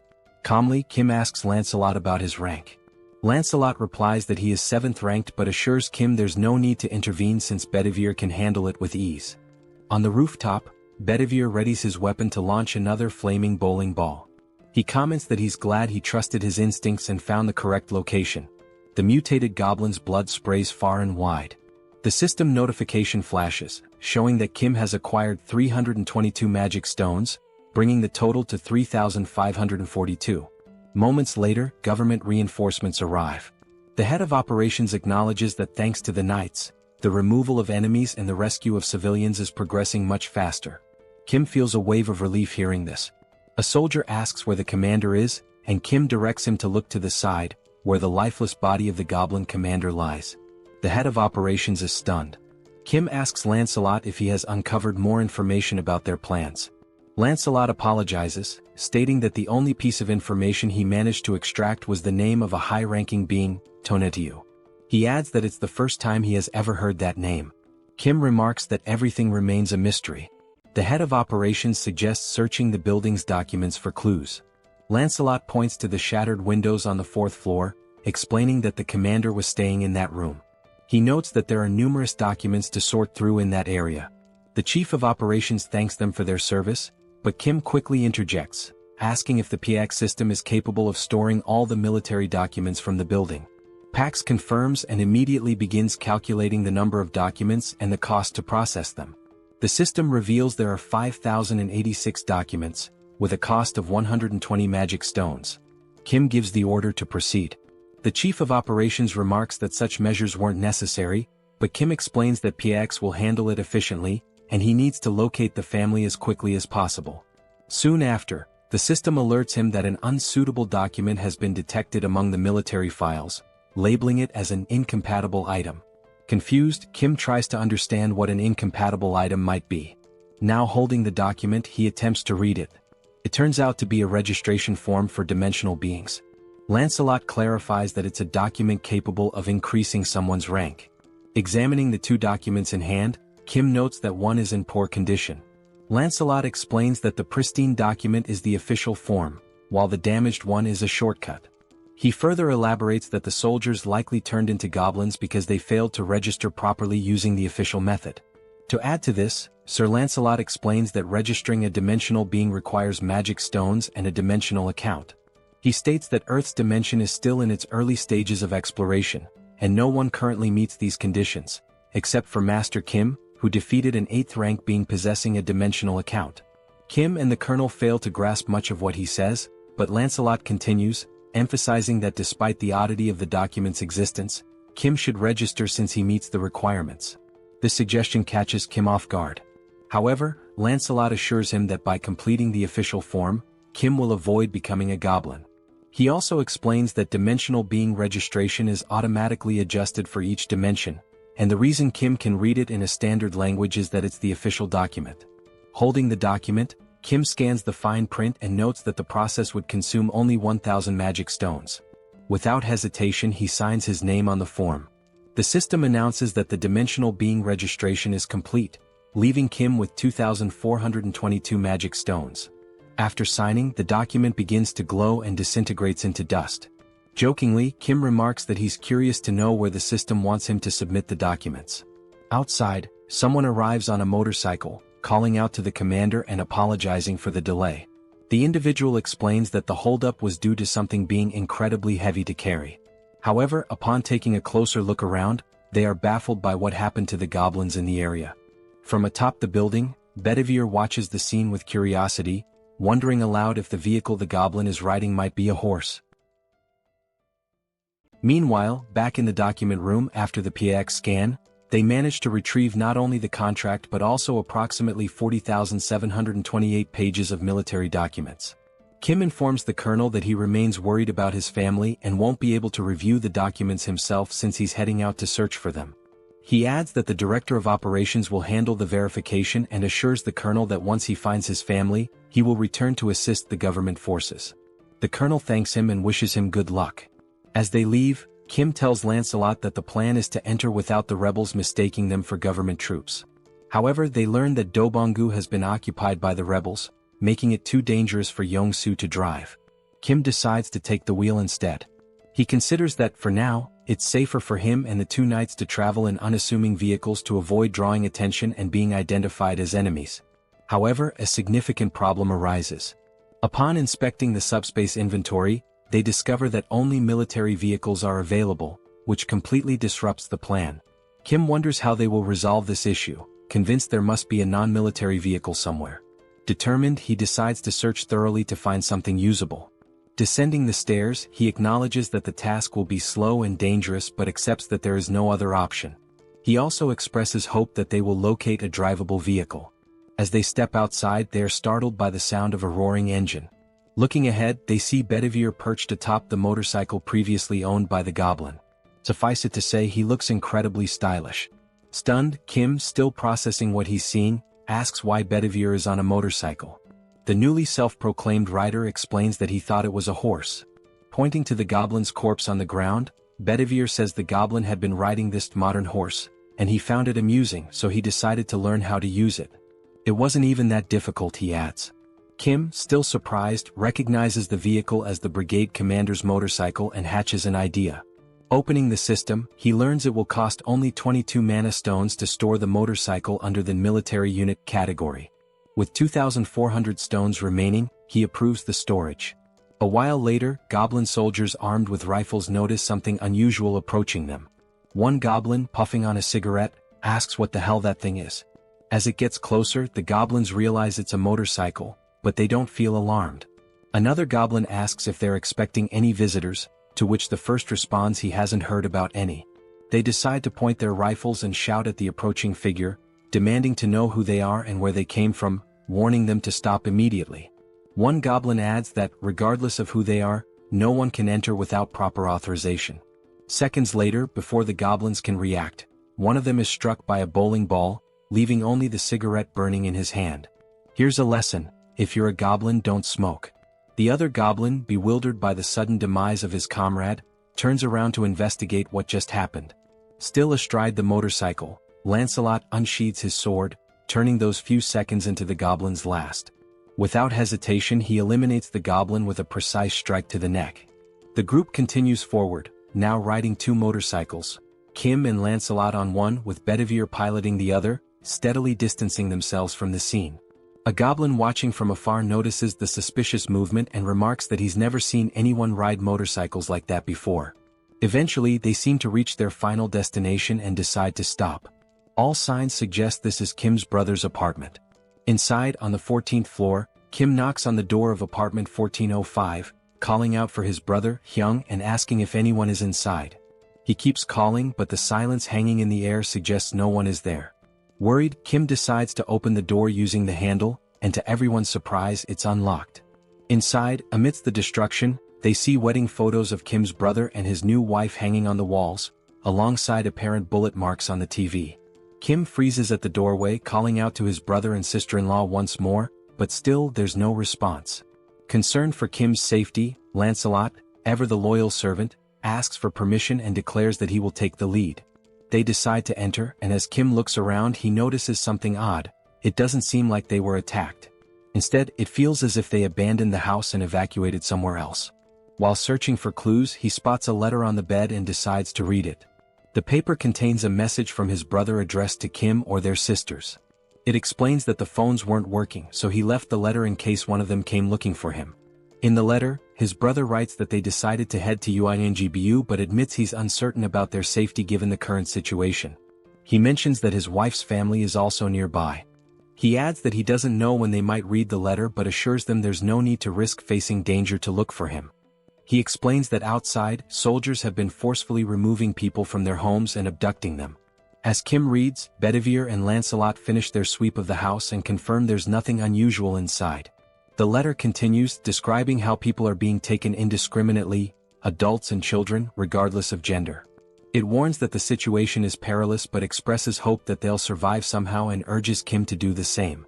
Finishing the letter, Kim feels a sense of relief, thinking it's likely his brother and family managed to escape before the First Legion occupied the area. Kim calls Bedivere over, hands him the letter, and orders him to show it to his sisters in the subspace.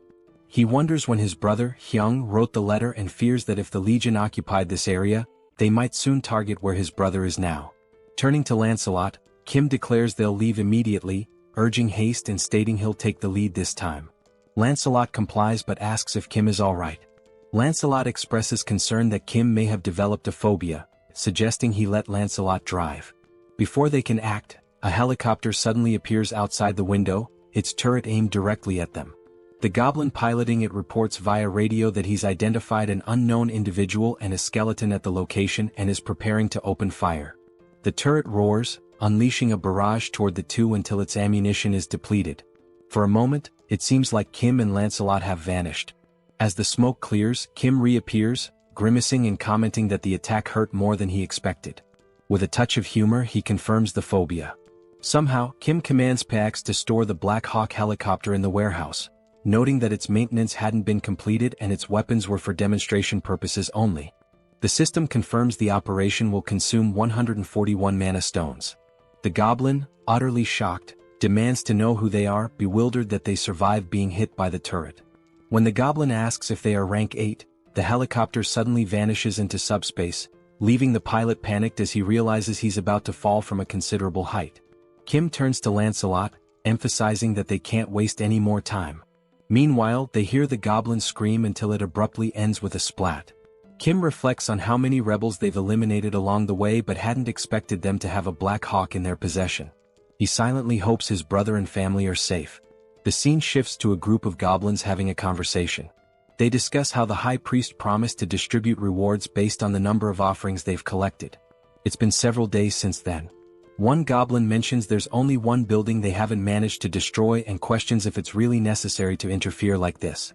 He adds that another lieutenant's team has already captured 300 offerings. Another goblin scratches his head, admitting it's not easy to take down that building unless you're rank 8. The goblin lieutenant chastises him, saying they should have asked for reinforcements or figured out another way. He criticizes the others for risking their lives to collect more offerings while they lag behind. Declaring he'll handle things personally from now on, the lieutenant tells the goblin to work harder to make up for the delay. The subordinate obeys. Turning to the side, the lieutenant asks another goblin if he heard the instructions and orders him to destroy the building. The monstrous goblin growls furiously but doesn't reply. The mutant goblin charges toward the building, but abruptly halts as he notices strange movement coming his way. Alongside the mutant, all the other goblins in the area stop in their tracks, watching as the figures draw closer. The goblin lieutenant hears shouting but can't make sense of it, bewildered by the approaching shapes. As they get closer, Kim bellows furiously, commanding the filthy goblins to leave immediately, declaring that this is his home. Lancelot, right behind him, unsheathes his sword and prepares to do what he does best. In mere moments, striking a dramatic pose, he wipes out all the goblins before they can even react. Wasting no time, Bedivere hurls a single flaming bowling ball at the mutant goblin, striking its head and defeating it instantly. With the goblins swiftly dealt with, the building in the background comes into full view. The structure bears the name Zhongyang Tool Shop, a clear indication it belongs to Kim's family. Inside, peeking through a hole in the wall, a few people anxiously observe the scene outside.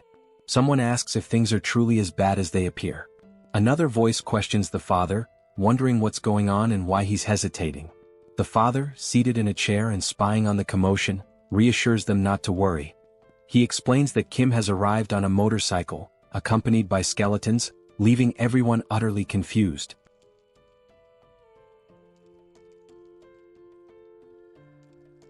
If you enjoyed this video, don't forget to give it a thumbs up, it really helps. And for more content like this, make sure to subscribe and hit the notification bell so you don't miss any updates. Let me know in the comments if you'd like to see another part. I'd love to hear your thoughts. See you next time. Bye-bye.